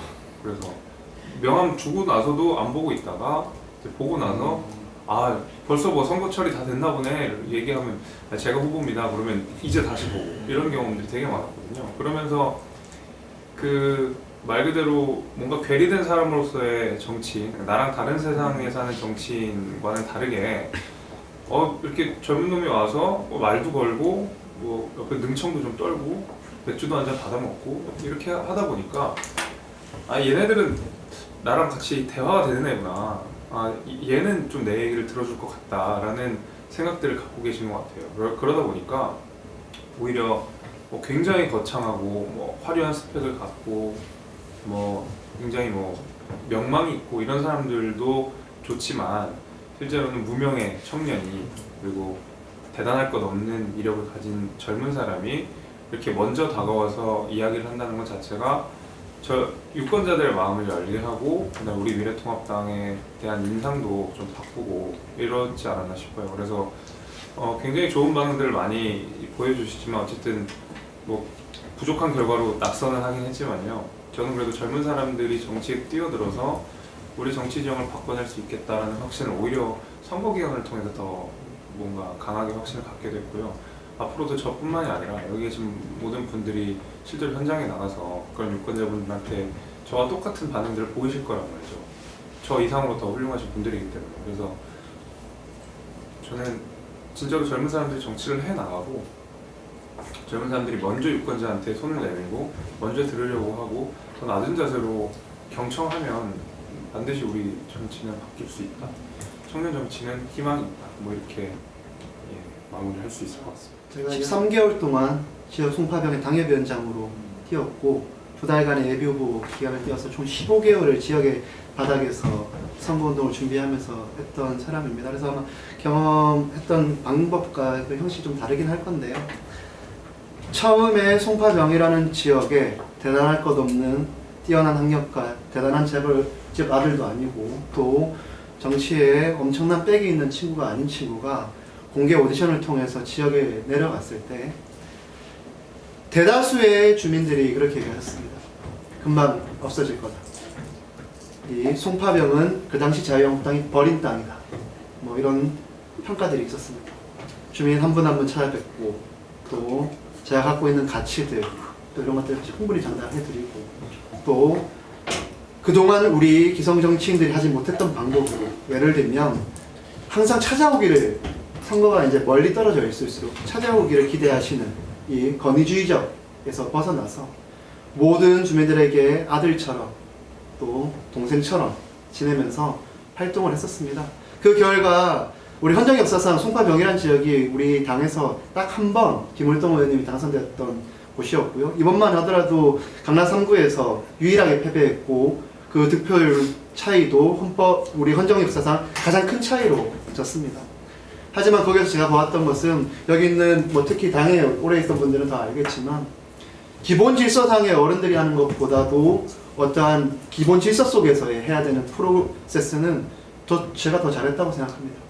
어떤 행사를 하든 어떤 당원 모임을 하든 또 당원들의 어떠한 뭐 그런 토의를 하든 그런 장소에 훨씬 더 많은 분들이 자발적으로 참여하셨고 훨씬 더 많은 분들이 응원해주고 손잡아 주셨어요. 그리고 예비후보 기간에도 뭐 제가 비록 경선을 못 치렀지만 이 젊은 친구를 손잡아주고 사랑해주고 할 수 있다라는 분위기, 또 잘은 모르지만 여러 곳에서 돌렸던 많은 지표상에서도 가장 유력한 후보로서 많이 알려져 있었습니다. 하지만 이렇게 당이 문제가 있는 겁니다. 공천 과정에서 이런 경선 과정도 거치지 않고 갑자기 사람 날려보내니까요. 선거가 되게 어렵죠. 이 두 분 되게 훌륭하신 분들이고 아마 김재석 대표님 같은 경우에 후보님 같은 경우에 저와 같은 시기에 도봉에 당협위원장으로 가셨다면 저 반드시 이번에 승리하셨을 거라고 보여집니다. 그래서 우리 당이 이렇게 유권자에게 먹힐 수 있는 젊은 친구들 반짝 영입하는 것도 중요하지만 좀 시간을 두고요. 지역에 출마할 친구들은 지역에 좀 보내야 됩니다. 한 1년 정도 앞에 보내면 스스로가 느껴집니다. 이 선거 할 수 있을지 없을지. 또 주민들에게 내가 통하는 사람인지 안 통하는 사람인지를 알 수 있거든요. 그래서 좀 정리를 하자면 이렇습니다. 저희가 갖고 있는 것은 대단한 경험치와 대단한 사회적 지위와 대단한 학벌들과 이런 것들이 아니잖아요. 다만 이 보수 정당에 또 이 미래통합당이라는 가치와 철학을 우리가 더 손쉽게 전달할 수 있는 사람이라 수는 있다고 생각이 듭니다. 이번 비단 미래통합당이 망한 이유도 전 그렇게 봐요. 그 방판으로서는 우리가 1등이었던 거예요. 예전에 이 제품을 팔 때 방문 판매로서는 미래통합당, 예전에 한나라당, 뭐 그전에 정당일 때 이 당을 따라올 사람이 없었던 거예요. 근데 시대가 바뀌어서 온라인 판매처도 생겼고 이제는 모바일 판매처도 생겼는데 아직도 우리는 이 방판에 머물러 있는 거죠. 그래서 이제는 저희가 해야 될 역할은 이 모바일로 빠르게 온라인 이 파는 판매처의 이 전략도 빨리 습득시키고 그 다음에 모바일로 가서 더 나은 이 판매 전략을 빨리 찾게끔 해드리는 건데 분명히 젊은 인재들 거기에 통할 수 있는 자산과 전략이 있다라고 생각합니다. 그런 측면에서 보았을 때 이 젊은들과 잘 지켜주시고 이 정당에 또 더 많은 친구들 빨리 이렇게 영입하고 육성하고 해가지고 다음 지방선거, 다음 총선에는 조금 더 빠른 시기에 지역에 내보내주셨으면 좋겠다. 뭐 그런 얘기 드리고 싶습니다.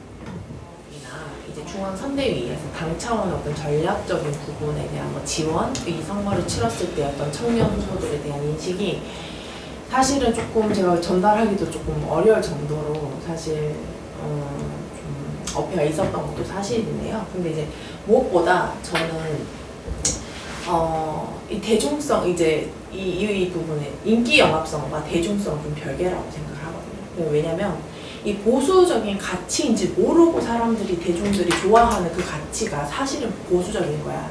저는 이랬을 때 승리를 할 수 있다고 생각했었습니다. 근데 이제 이 청년들은 그게 쉽게 가능해요. 아 이거 좋지 않냐? 예를 들면은 뭐 우리 그 용태 씨가 얘기를 하셨던 것처럼 우리 그 뭐 장학금이라든지 이런 제도들이 사실은 보수 거야. 이거 되게 좋지. 이것 때문에 조금 더 나아지지 않았어?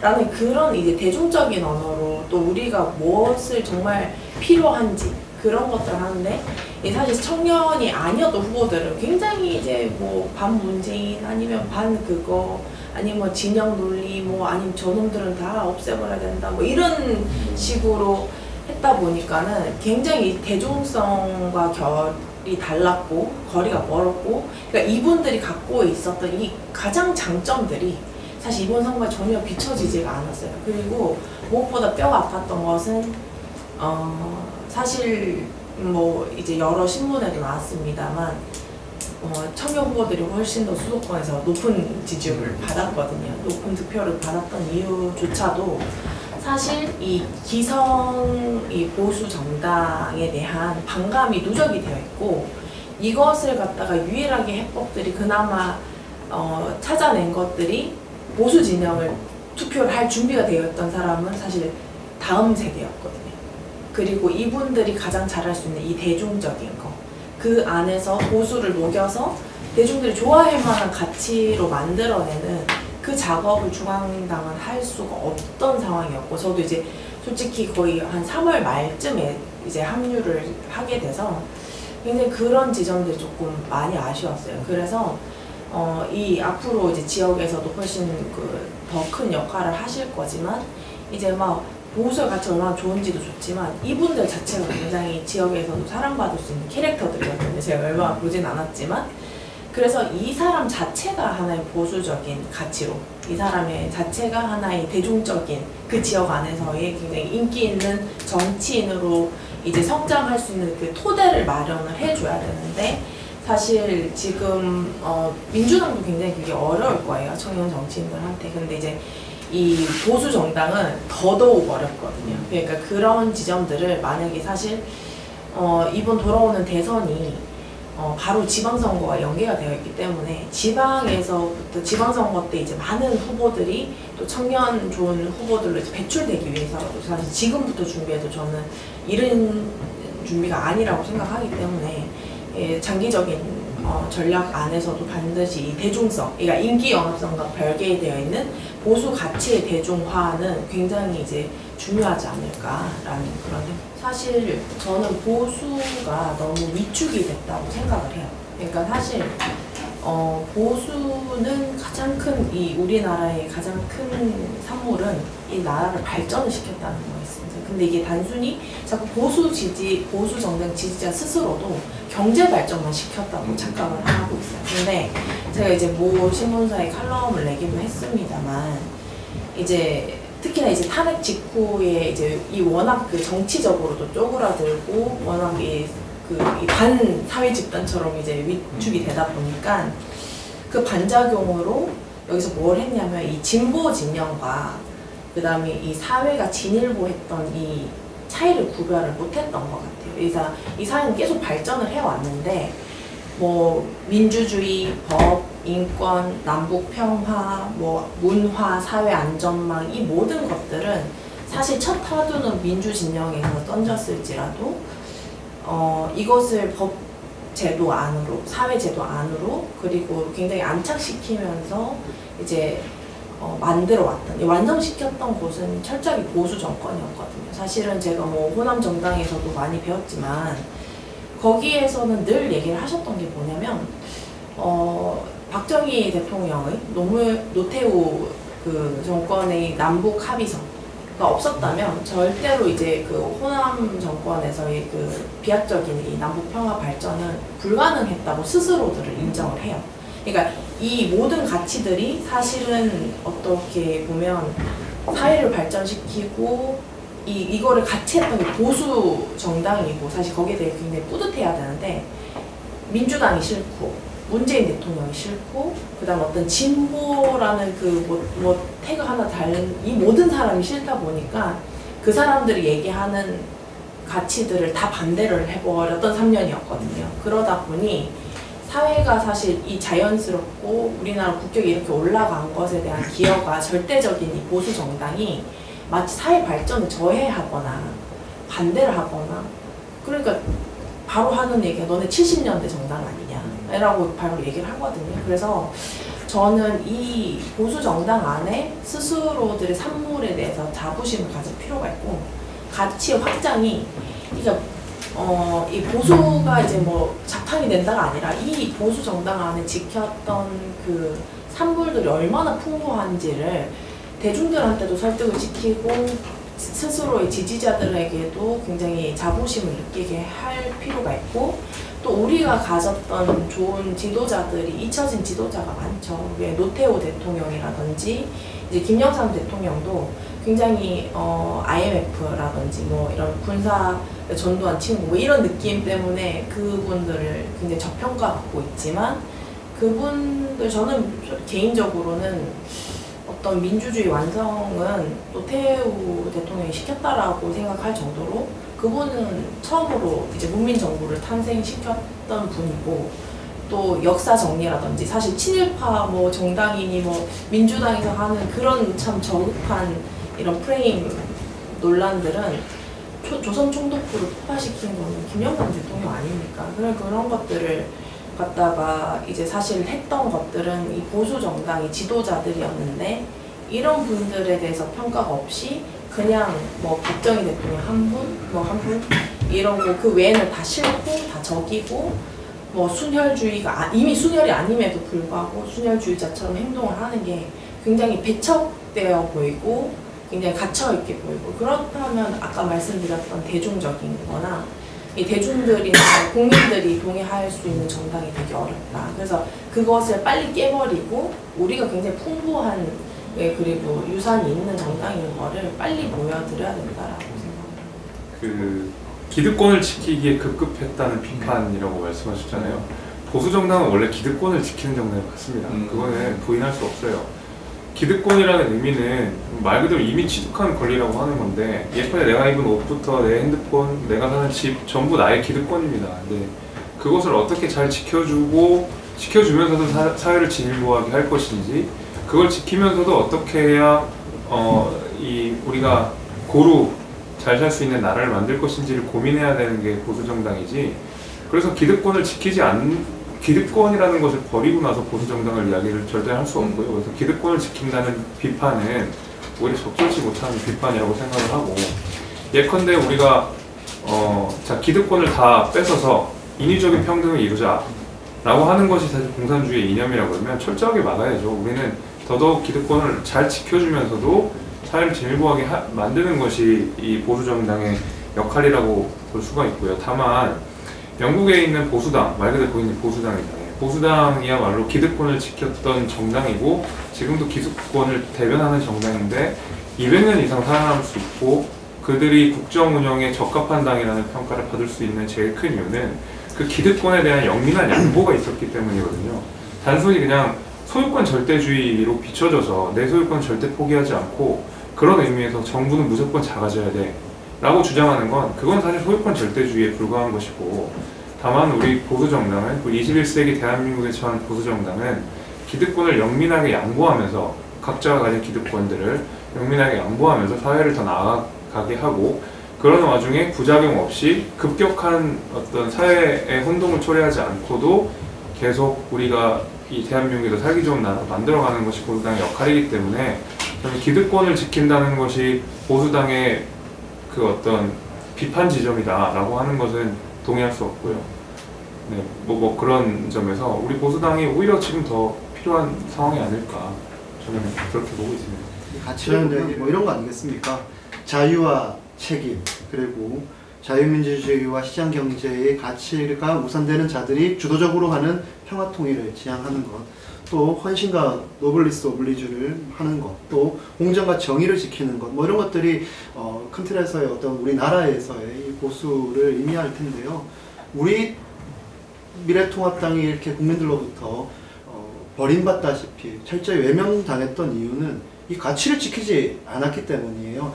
새로운 젊은 친구들이 생각하는 보수의 가치가 있으면 안 되죠. 보수의 가치는 살아있는데 그것을 다시 말하지만 정치를 하는 사람들, 보수의 가치가 잘못된 것이 아니라 보수의 가치를 전달하는 정치인들이 잘못하고 실패한 거거든요. 돌이켜보자고요. 우리 마음대로 떠드는 자유는 있었지만 자기가 말한 것에 대한, 또 자기가 정책적인 결정을 한 것에 대한 책임을 지는 정치인은 우리 당에 있었습니까? 뭐 있기는 있었겠지만 대다수 우리 국민들의 눈에 비춰지는 모습 아마 책임지는 자들은 없었을 겁니다. 공정과 정의의 사다리를 걷어차버린 문재인 정권 심판하자고 했는데 우리 이 당이 공천과 또 당내 어떤 여러 당내 민주주의 속에서 공정과 정의를 외칠 수 있는 자격이 있었을까요? 저는 없었다고 생각합니다. 이 시장경제를 얘기하지만 우리는 시장경제에 완전히 반하는 이 표가 무서워서 인기 영합주의적인 계속 정책들을 얘기도 했었습니다. 뭐 필요할 수도 있다고 생각합니다. 또 헌신과 노블리스 오블리제를 항상 이 보수주의에서 얘기하면서 우리 더 가진 자들이 더 내놓기를 했습니까? 전혀 그렇지 않았습니다. 더 가지려고 하고 더 지키려고 하고 했던 것이 결국에는 이렇게 국민들로부터 철저히 외면받게 되는 이유가 됐다라고 저는 생각이 드는데요. 우리 젊은 정치를 희망하는 사람들이 해야 될 것은 어떤 보수의 새로운 가치가 있을까를 찾는 것이 아니라 진정으로 이 대한민국을 여기까지 잘 사는 나라를 만들었던, 또 다음 세대들에게 더 좋은 나라를 물려줄 거라는 확신이 이 보수라는 가치 속에 있다면 이 가치를 지키는 데에 더 주요해야 된다. 또 우리가 잘 지키면서 이 가치를 잘 전달하는 데에 더 주요해야 된다라는 생각을 갖고 있습니다. 저는 그렇게 해서 국민들이, 현명하신 국민들이 판단을 하시는 것 같아요. 뭐 허울, 신기루가 있는 것이 아니라 지금 내가 살아가는 데 있어서의 소위 말하는 진보를 얘기하는 사람들과 보수를 얘기하는 사람들 사이에서 두 세력 중에 어떤 세력들에게 내가 갖고 있는 주권을 맡겼을 때 더 나은 세상에 내가 살 수 있을까를 판단했을 때 지금 현재 보수라는 이 철학과 가치를 전달하는 저 정치인들한테는 표를 못 주겠다. 저들이 원하는 세상은 나 살고 싶지 않다라고 저는 어떻게 보면 더 많은 사람들이 선택하셔서 이 소위 말하는 최근 모든 선거를 지면서 이렇게 된 것 같아요. 그래서 다시 우리 국민들이 이 보수라는 세력, 이 미래통합당이라는 세력에게 다시 너희들을 선택했을 때 더 잘 살 수 있는 세상이 있다라는 확신을 줄 때 바뀌어갈 거라고 보고요. 자꾸 중도 하면서 없는 그거는 그냥 국민들의 마음이에요. 중도라는 것은 항상 이제 30%에서 완전히 갈라져 있는 이 사람들 빼고 40% 내가 더 어떤 세상이 두 세력 중에 더 마음에 들까를 판단하시는 분들이 현명한 국민들 다 100% 다 분명하시지만 또 그 중에서도 중간에 계신 분들이 계신 건데 그분들을 중도라고 표현하지 마시고 우리가 어떻게 더 세상을 더 잘 만들 수 있을지를 더 이 보수의 가치를 철저하게 지키면서 알려야 된다. 지키다가 어떻게 보면 망한 거잖아요. 이게 생적사잖아요. 그래서 이제 제대로 좋은 가치를 지키고 이제 우리 국민들의 을 위해서 제대로 지키려면 사직생 해야 된다 봐요. 근데 지금 이제 뭐 보수 세력, 통합당이 사직생 하는 부분이 별로 없었죠. 별로 없었고, 그럼 이제 당으로 치자면 어떤 뭐 당인들은 뭐 당을 위해서 또 사직생 하는 부분이 있어야 될 거고, 정당은 국민을 위해서 또 사직생. 그게 뭐 꼭 죽는다는 뜻이 아니라 헌신하는 거죠. 뭐 아까 노블리스 오블리제 이런 가치도 비슷한 말일 거고요. 수단이 없으면 변화할 수단이 없으면 지킬 수단이 없다라고 이야기했습니다. 그러니까 저는 보수의 역할이라고 하는 게 이 혼란과 파괴를 최소화하는 것이 보수의 또 하나의 중요한 역할이라고 생각을 하는데, 그런 데서 그러면 보수가 저는 진보할 필요도 있다고 봐요. 그러니까 이 진보는 좌우할 때 그 껍데기 진보가 아니라 진일보할 필요가 있다, 변화할 필요가 있다라고 보여지는데, 지금 우리가 그러면 한 축에서는 그러면 지켜야 된다면 그러면 이 변화한 세상에 맞도록 그러면 또 다시 진화할 필요가 있는 건데, 이제 그런 역할들을 또 보수가 그런 의미에서 이제 진보할 필요가 있고, 때에 따라서 저는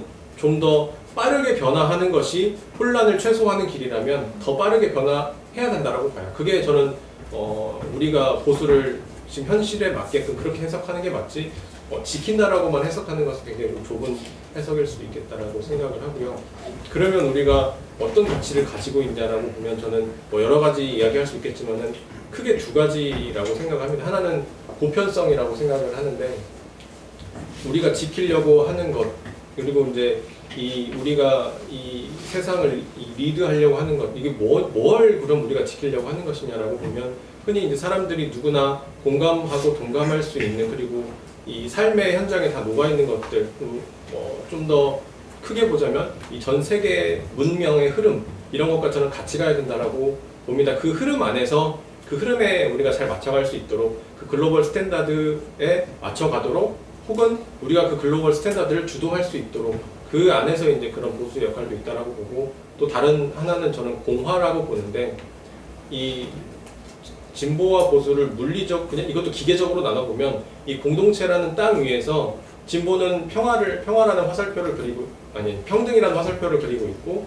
그리고 보수는 이 자유라는 화살표를 그리고 있다라고 봅니다. 이제 그 안에서 흔히 얘기하는 뭐 자유주의, 뭐 개인의 자유와 뭐 시장의 자유만으로 그러면 우리가 사는 세상을 다 이렇게 케어할 수 있냐? 그럴 수는 없다라고 보고, 그리고 앞으로 또 우리에게 닥칠 그런 대격변기, 특히 이제 기술의 진보가 가져오는 대격변기를 우리는 그러면 자유주의만으로 이거를 뭐 믿고 맡길 수 있냐? 저는 그럴 수 없다라고 보고, 그러면 공동체의 힘이 필요한데, 그럼 공동체의 힘을 어떻게 잘 연대해서 잘 쓸 거냐? 이거에 대한 답을 이제 보수가 내야 된다라고 봅니다. 현실적으로. 것이 계속 발전함으로, 그러니까 일단 시스템을 기본적인 베이스는 보존을 하고, 그 다음에 지금 진일보하는 상황에서의 나오는 문제점이나 그런 것들을 좀 수리해서 그 사회를 좀 더 발전시키는 것이 이제 보수의 역할인데, 사실 한국 보수의 기득권을 지키기 급급했다라는 이 단어가 그 기득권의 부정적인 의미들 때문인 것 같아요. 그래서 사실은 그 김철수 대표님 말씀하셨던 것처럼 기득권에 대한 용어가 사회에서 좀 다시 한번 좀 바라봐야 되지 않을까라는 생각을 하고, 또 그 다음에 우리가 이 기득권을 지키기 위해서 급급했다는 비판은 우리의 언어가 대중한테 조금 접할 때 좀 어떻게 부정적으로 어쨌든 접해지지 않았나. 그래서 대중과의 소통의 문제로 인해서 조금 보수의 가치가 조금 많이 바뀌었다라고 저는 이제 생각을 하거든요. 그래가지고 일단 보수라는 것의 용어를 조금 더 다시 재정립하고, 그 다음에 그 아까 김승용 위원장님 말씀하셨던 거 가치를 또 지킨 다음에 소통하는 것까지 조금 일렬적으로 좀 체계화가 다시 잡혀야 되지 않을까라는 생각을. 문제의식 느낀 거랑 연결되는 차원인데, 지금 이제 국회가 어떻게 보면 국민을 대변해주는 역할이 저는 떨어진다고 보거든요. 그리고 이제 특히 미래통합당 국민이 느끼는 거리가 더 먼 거예요, 민주당에 비해서. 그래서 예전에 그 영화 중에 그런 영화가 있었어요. 뭐 물론 조금 역사적 사실이랑 좀 다르긴 한데, 그 위안부 피해 할머니가 억울하니까 이제 미국 국회 가가지고 막 연설한 영화가 있었거든요. 그 남훈이라는 배우 나오는 I Can Speak라는 영화인데, 이제 물론 그건 정확한 팩트는 아니긴 하지만 왜 미국 국회까지 가냐 이거예요. 우리 국회는 뭐 하냐 이거죠. 그래서 국회에서 이제 그런 목소리를 들을 여건이 안 되면 최소한 미래통합당 의원총회에서 맨날 원내대표만 모두 발언하지 말고, 뭐 그런 분들, 그러니까 우리 사회에서 가장 어려운 데 있는 분들 있죠. 뭐 소년소녀 가정도 있을 거고, 뭐 폐지 줍는 뭐 또 어르신들도 있을 거고, 그런 분들을 한 달에 한 번이라도 초대해서 모두 발언을 듣는 거예요. 그래서 이제 사실 저만 해도, 저도 뭐 엄청 뭐 잘 사는 집도 아니고 그냥 어떻게 보면 중산층 정도에 속한다고 보는데, 저만 해도 사실 그런 분들의 힘듦을 잘 모를 수 있어요. 근데 이제 국회의원들은 더 모르겠죠. 그래서 그런 목소리를 들어보고 그걸 끝나는 게 아니라 그런 어떤 사회적 문제를 어떻게 해결할 건지 그 대안을 마련해야 돼요.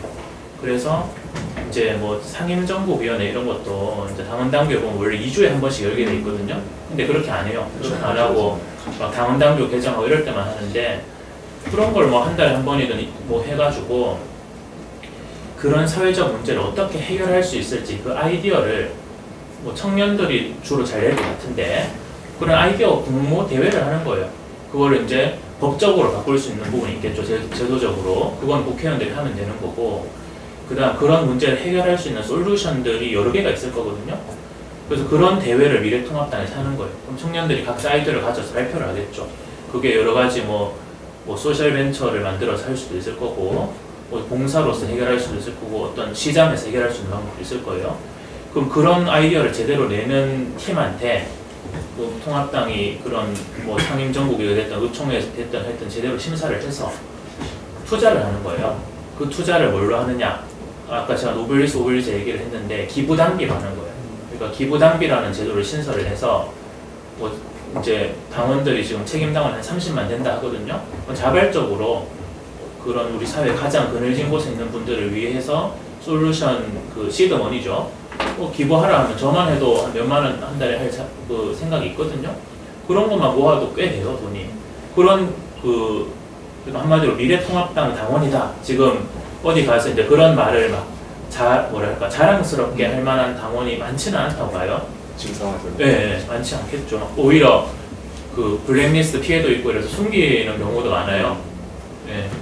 그래서 근데 이제 미래통합당 당원들은 뭐 하는 사람이냐 하면 우리 사회 오블리즈를 위해서 기부하는 사람들이다. 이런 어떤 정체성을 가지면 어디 가서 당원이다 말할 자부심이 생기거든요. 그래서 하여튼 기부당비 만들고 그런 사회적 문제를 직접 해결하는 그런 정당, 그런 어떤 정치 세력으로 바꿔가면 저는 괜찮다고 보고요.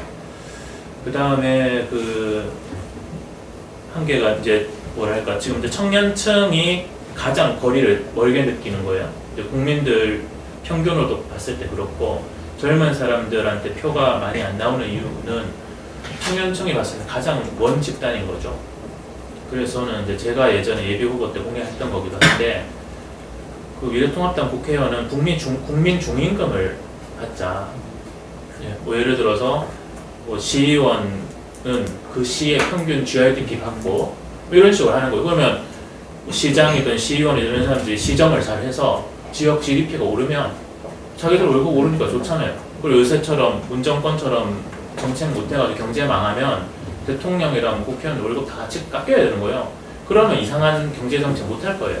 예, 지금은 이상한 경제정책 해가지고 특히 소득 하위 10% 있는 분들이 그 문정권 3년 동안 소득이 40% 줄었거든요. 그건 엄청나게 준 거예요. 그래서 그런 일들 안 생기게 국민 중임금 제도를 도입하자라는 거고요. 이제 세 번째는 아까 뭐 청년층 얘기하다 좀 뭐 딴 데로 갔는데 지금 이제 청년들의 목소리 대변하는 부분, 그 다음에 최근에는 청소년들도 유권자로 왔어요. 그런 목소리를 담을 틀들이 없는 거예요. 그래서 각 정당에서 이제 뭐 청년 대변인 제도 뭐 이런 것도 하고 하는데 미래통합당 같은 경우는 청년 대변인 제도도 해야 되고 최초로 청소년 대변인 제도도 하자. 저는 이런 걸 예전에도 좀 제안을 했는데 아직 반영은 안 된 것 같아요. 그래서 제가 나름 가지고 있는 솔루션 말씀드렸습니다. 당장 뭐 당협위원장이 되더라도 지역 사무실을 운영하고 또 돌아가는 모든 돈들이 자비에 의해서 쓰여지는데요. 한 달에 제가 뭐 해보니까 한 1,000만 원 정도가 들어요. 근데 일반 어떤 청년 또 어떤 일반인이 그 정도의 돈을 쓰면서 이 정치계에 몸담으려고 하겠습니까? 그러니까 이 정치를 한번 바꿔야 되는 거죠. 근데 뭐 그 두 가지 방법이 있습니다. 뭐 국회의원을 포함한 지역 사무소 자체를 다 폐쇄해버린 방도 있을 수 있고요. 또 예전처럼 사실 기업의 그런 불법 선거 자금이 문제였던 것이지 미국처럼 잘 정책이 되고 나면 기업이 정당히 후원하는 것도 될 수 있습니다. 그걸 통한 지구당 부활, 독일만 가도 제가 가서 이제 기민당에 한 2주 가까이 이제 이렇게 연수하고 왔는데 거기는 거의 모든 지역 사무소나 이런 것들이 이 정당의 비용에 의해서 다 투입이 됩니다. 그래서 더 많은 친구들이 자유롭게 공정한 경쟁을 통해서 선출이 되든 지명이 되든 올라오게 되면 그 퉁터 내에서 할 수 있는 그런 정치를 좀 편안하게 할 수 있는 상태가 되더라고요. 그런 부분들에는 충분한 논의, 그러니까 지구당을 만들어보자, 아니면 아예 다 없애보자 이런 논의들을 지금 하고 있는 과정인 거고, 또 두 번째는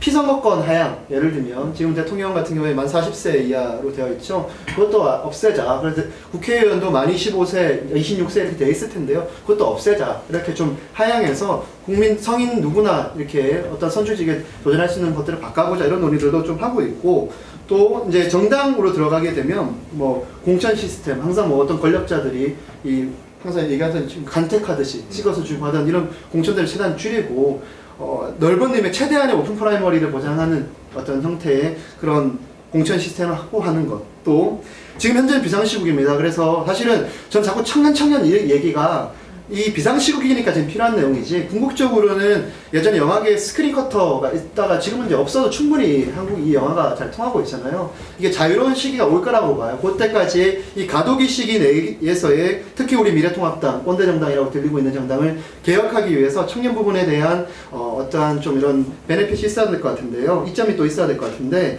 이런 거예요. 지금 고민하는 것은 섀도우 최고위를 만들자. 이건 당원 당규 개정사항인 거거든요. 이게 정당 개혁 쪽으로 되겠죠. 그래서 청년 최고위원이 지금 1명이 있는데요. 예를 들면 2명으로 늘리고, 또 중앙 청년위원장과 청년 최고위원이 겸직을 하고 있는데 분리시키고, 또 여기에 예를 들면 청년 사무부총장 같은 경우를 신설하고요. 또 이 여연 소속의 청년 정책센터장 같은 분들 여기에 당대표가 참여해서 일주일에 한 번 내지는 2주에 한 번 정도 이 얘기를 통해서 공개적인 소장파적인 젊은 세대가 바라보는 정치권의 메시지를 낼 수 있는 체계적인 정당 내 시스템을 확보하는 것, 당원 당규를 개정하는 것, 이런 것들을 저희가 안에서 지금 충분히 논의를 하고 있는 과정입니다. 그래서 이걸 결과적으로 궁극적으로 끄집어내면 정당이 되게 고리타분하고 꼰대 정당이고 소통의 창로가 막혀 있고 되게 엘리트화되어 있고 막 이래 되어 있는 것을 파괴하는 새로운 어떤 재창당 수준에 파괴하는 것을 더 지나치게 요구하는 이 사적 모임인 거거든요. 그래서 또 지금은 우리가 상상하는 것보다 정당 내에는 국민들이 바라보기에 정당의 개혁을 얘기해봐야 와닿는 건 없겠지만 사실 거기서 시작돼야 국민들이 더 느끼는 게 늘 거거든요. 그래서 정당 내의 질서를 파괴하는 것과 정치 전체에서의 어떤 개혁을 얘기하는 것을 저희가 나눠서 지금 고민하고 있고, 지금 제가 얘기한 수준보다 더 높은 얘기들이 있는데요. 혹시나 노원체 이게 우리 당원들의 시각이 안 맞을까봐 그거 좀 정리가 되고 나면 공개하도록 하겠습니다.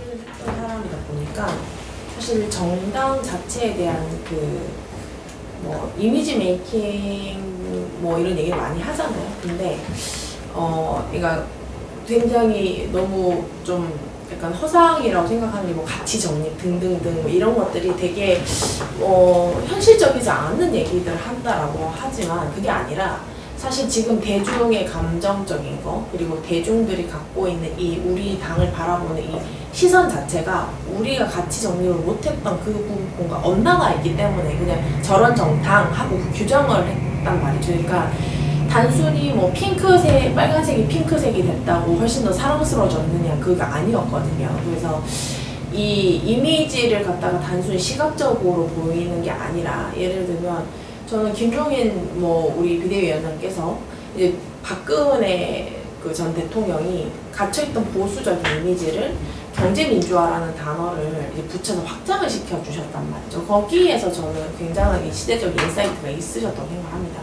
그리고 반대로 이제 더불어민주당의 문재인 대통령 같은 경우 굉장히 너무 진보적이고 투쟁적인 이 586과의 그 이미지 때문에 굉장히 불안정한 부분들을 이 김종인 비대위원장께서 가셔가지고 굉장히 보수적인 안정적인 이미지를 주셨다고 생각해요. 저는 거기에서의 중로의 가치가 조금 있다고 생각하는 사람이어서 그렇다고 하면 이 확장성이라든지 이런 부분들 정당의 기능적인 역할들을 어떻게 대중한테 보이고 국민들한테 설득시킬 것인가 라는 것들은 조금 더 정말 이 전략적으로 긴밀하게 할 이 빨리 기구를 만들어야겠어요. 제가 이제 뭐 가까이서 이제 중앙선대위를 들어갔던 이유도 당이 어떤 상황인지 가장 빠르게 파악할 수 있는 방법이기도 하거든요. 근데 그런 전략적인 것, 공보적인 것 이것이 이 삼륜바퀴처럼 굉장히 잘 돌아가야 되는데 그런 기능도 조금 더 부족하지 않았나 싶고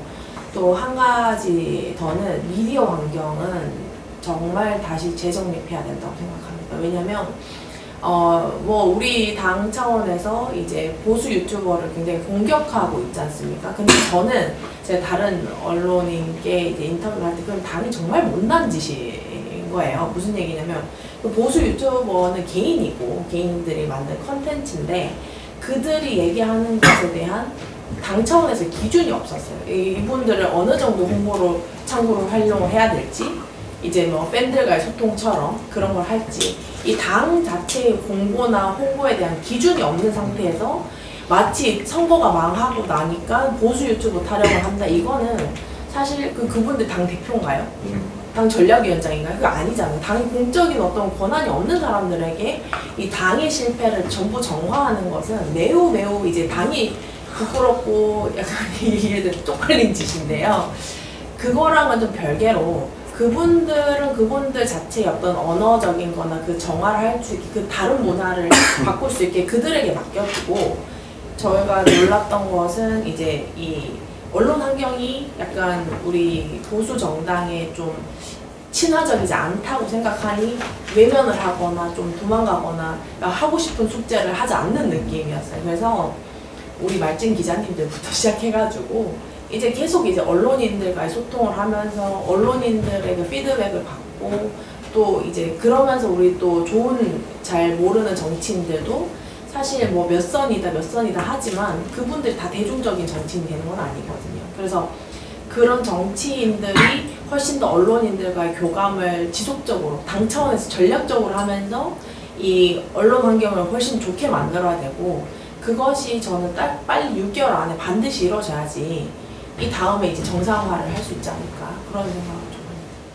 합니다. 우리 언론에서도 조금 여유를 가지고 지켜봐 주셨으면 좋겠다는 생각이 듭니다. 그러니까 저는 사실 원래 되게 열정적인 사람이라서 저는 제 마음대로 한다면 뭐 하고 싶은 게 너무 많아요. 사실 너무 많은데 그런데 오히려 저는 청년 비대위 활동을 통해서 당장 눈에 뭐가 보이지 않더라도 청년들의 역량을 키워가고 있다. 그러니까 오늘 아마 이 우리 신동아에서 마련해 주신 이 간담회를 통해서 느끼셨겠지만 저희 한 사람 한 사람이 다 굉장히 다릅니다. 예컨대 이렇게 김성영 위원장처럼 당무 경험이나 당 경험 이런 분들 굉장히 뛰어난 분들 우리 장능인 위원장님 대변인께서 보시면 시민사회단체, 장학재단 이런 거에 대해서 또 있고 여기는 홍보나 이미지 이런 분들도 여기 또 뭔가 운동 굉장히 잘하시고 아무런 상관없는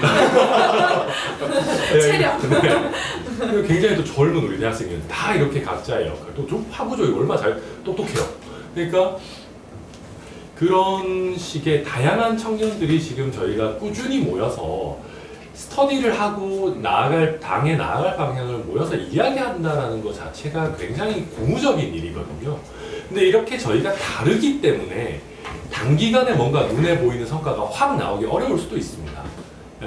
만약에 우리 중에 한 명이 저희가 아직 위원장도 사실 아직 없거든요. 우리 중에 한 명이 그냥 완전히 그냥 나를 따라라고 하는 거였다면 단기적인 성과는 더 빨리 나왔을 수도 있어요. 오히려 그렇지 않고 여러 사람의 목소리를 다 존중하면서 가는 거기 때문에 조금 느릴 수 있다. 그래서 언론에서 저희한테 주목도 많이 해주시고 기대도 높고 특히 요즘 청년 이런 것들이 대세처럼 돼서 빨리 뭐가 나왔으면 하는 심정은 저도 있고 뭐 다 있겠지만 조금 저부터 특히 우리 언론분들도 특히 우리 국민이나 당원분들도 조금 기다려주시면 저희가 만나서 뭐 연애 얘기만 하고 그런 게 전혀 아니니까요. 그래서 뭐 한번 그랬으면 좋겠다는 거 있고 저는 제가 이론적인 부분 뭐 아까 많이 말씀드렸지만 그것보다도 저는 한 가지를 제가 청년 비대위를 통해서 우리 당에 우리 국가에 던지고 싶은 메시지는 현장이라는 얘기예요. 그러니까 우리 당이 상식에서 많이 벗어나 있고 또 그러다 보니까 막말이 나오고 이런 분들에 대해서 국민 여러분들이 많이 실망을 하시고 소통 능력, 공감 능력이 많이 떨어져 있다라는 얘기가 나오는데 이걸 일거에 다 해결하는 한 단어는 그냥 현장이에요. 현장. 아까 장민희 대변인님께서 좀 사람을 우리 불러다가 좀 들었으면 좋겠다. 그것도 좋죠. 그것보다 더 좋은 건 우리가 현장으로 가는 거예요. 그래서 정말 국민분들의 목소리를 폭넓게 들으면 절대 비상식적인 얘기 안 나옵니다.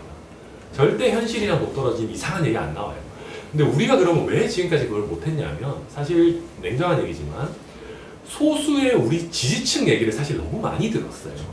그러니까 지지층 얘기도 당연히 들어야 돼요. 지지층 소중한 우리 지지층이니까. 그런데 정치인의 기본적인 역할은 자기한테 반대하는 국민을 만나서 대화하고 너 나아가서는 설득하는 게 정치인의 기본적인 역할인데 우리 당이 우리를 싫어하는 쓴소리하는 국민을 만나는 거를 저했던 거 아닌가.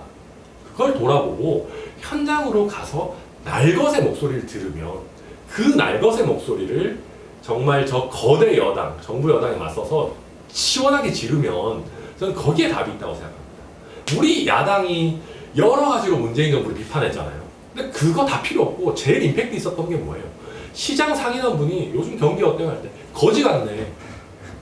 거기서 답이 있는 거거든요. 그 현장의 목소리에서 카타르시스도 생기고 공감도 나오고 아 야당이 비록 숫자는 적지만 진짜 내가 하고 싶은 얘기를 정말 대신해 주는구나. 그게 나와야지 우리 당에 힘이 생기는 거지. 저는 그래서 이 모든 거를 하는 강한 야당이 되는 근본적인 힘은 나와 반대하는 국민들의 품속으로 거침없이 뛰어드는 거다. 현장에 답이 있다. 그걸 하는데 저희 청년 비대위가 조금 더 기존의 틀을 깨는 아이디어도 많이 내고 저희도 같이도 가고 그런 거를 하는데 저희도 힘을 보태고 싶다 생각하고 있습니다.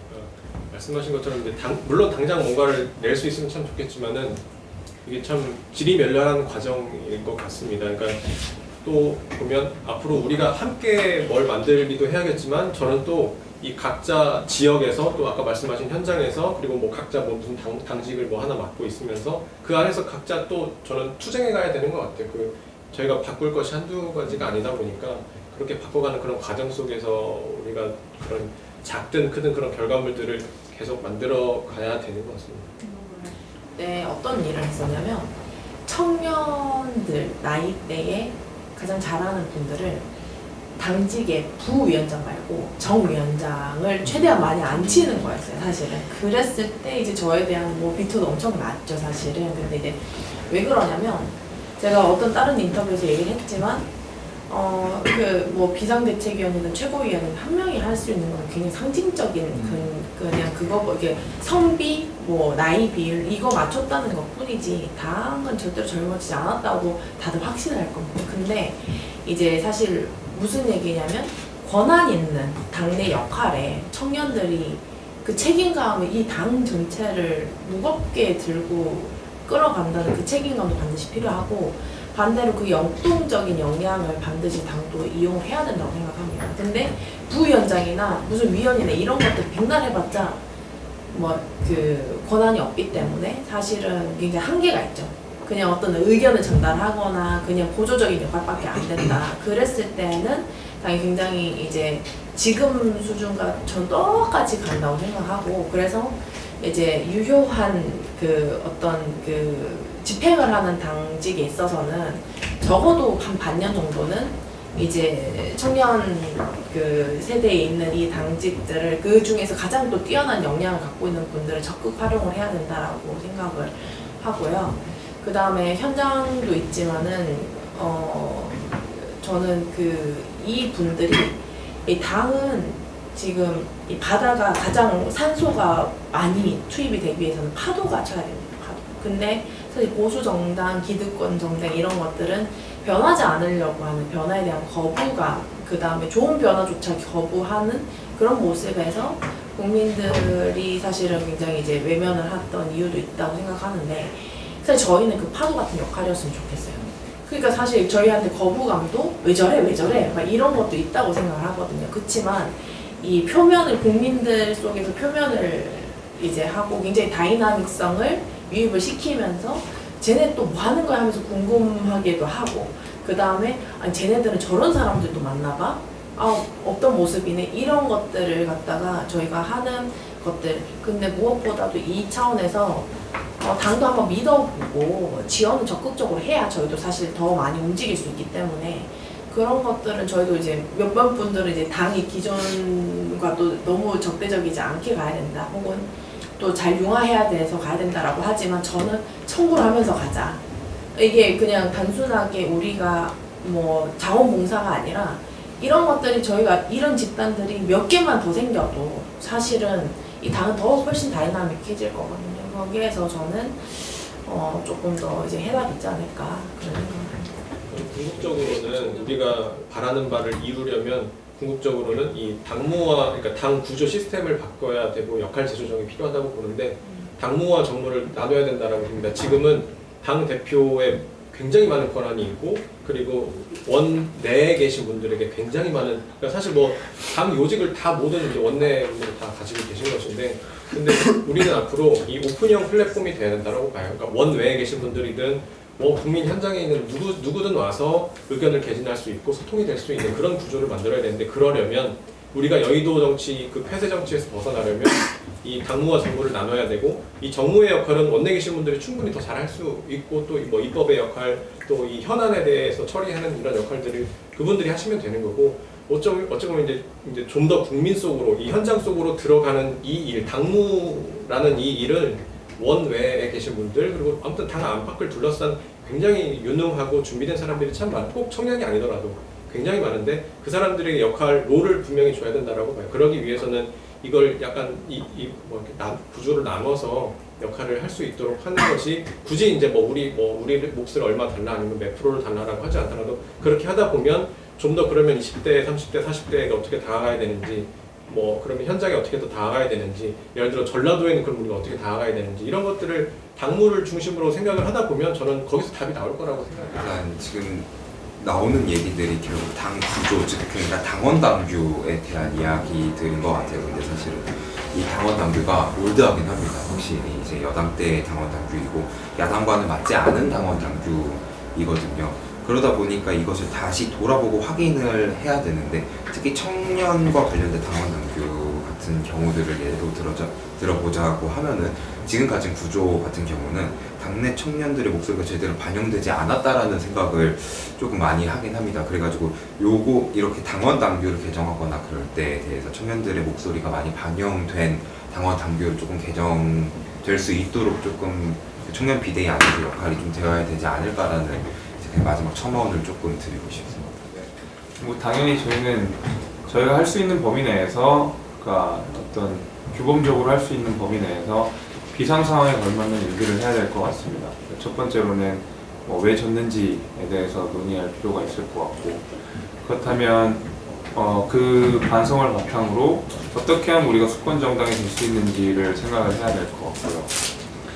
다만 이제 청년이라는 이름이 붙어 있기 있기 때문에 청년으로서 기대되는 바, 청년으로서 해야 되는 바가 있을 거라고 봅니다. 이제 그러면 사실 지금 그 말 그대로 이제 기성 세대, 기성 정치인들이 이 비판하는 내용 중에 뭘 알겠느냐, 뭐 경험이 없는 사람들이 해 나가겠느냐라는 뭐 비판이 있는 걸로 알고 있습니다. 그러나 사실 우리가 경험이 풍부해서 정치가 잘 됐던 건 아니잖아요.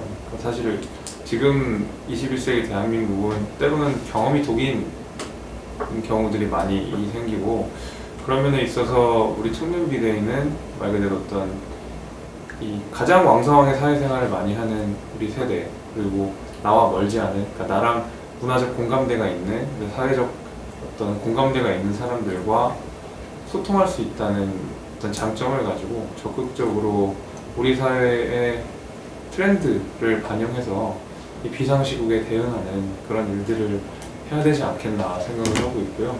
뭐 천하람 대표님 말씀하셨던 것처럼 시간이 걸릴 수 있습니다. 왜냐하면 저희가 가진 수단도 많지 않고 또 개개인의 목소리가 다 다르기 때문에, 그래서 결국에 또 그걸 합의하는 과정이 정치고 민주주의라고 한다고 하면 청년 비대위가 정말로 기존의 어떤 정당 시스템과는 다르게 자체적인 목소리를 내는 진통 과정이라고 생각을 해주시고, 정말 멋있는 어떤 정치 개혁, 정치 쇄신 할 수 있지 않을까, 저는 그렇게 생각하고 있습니다.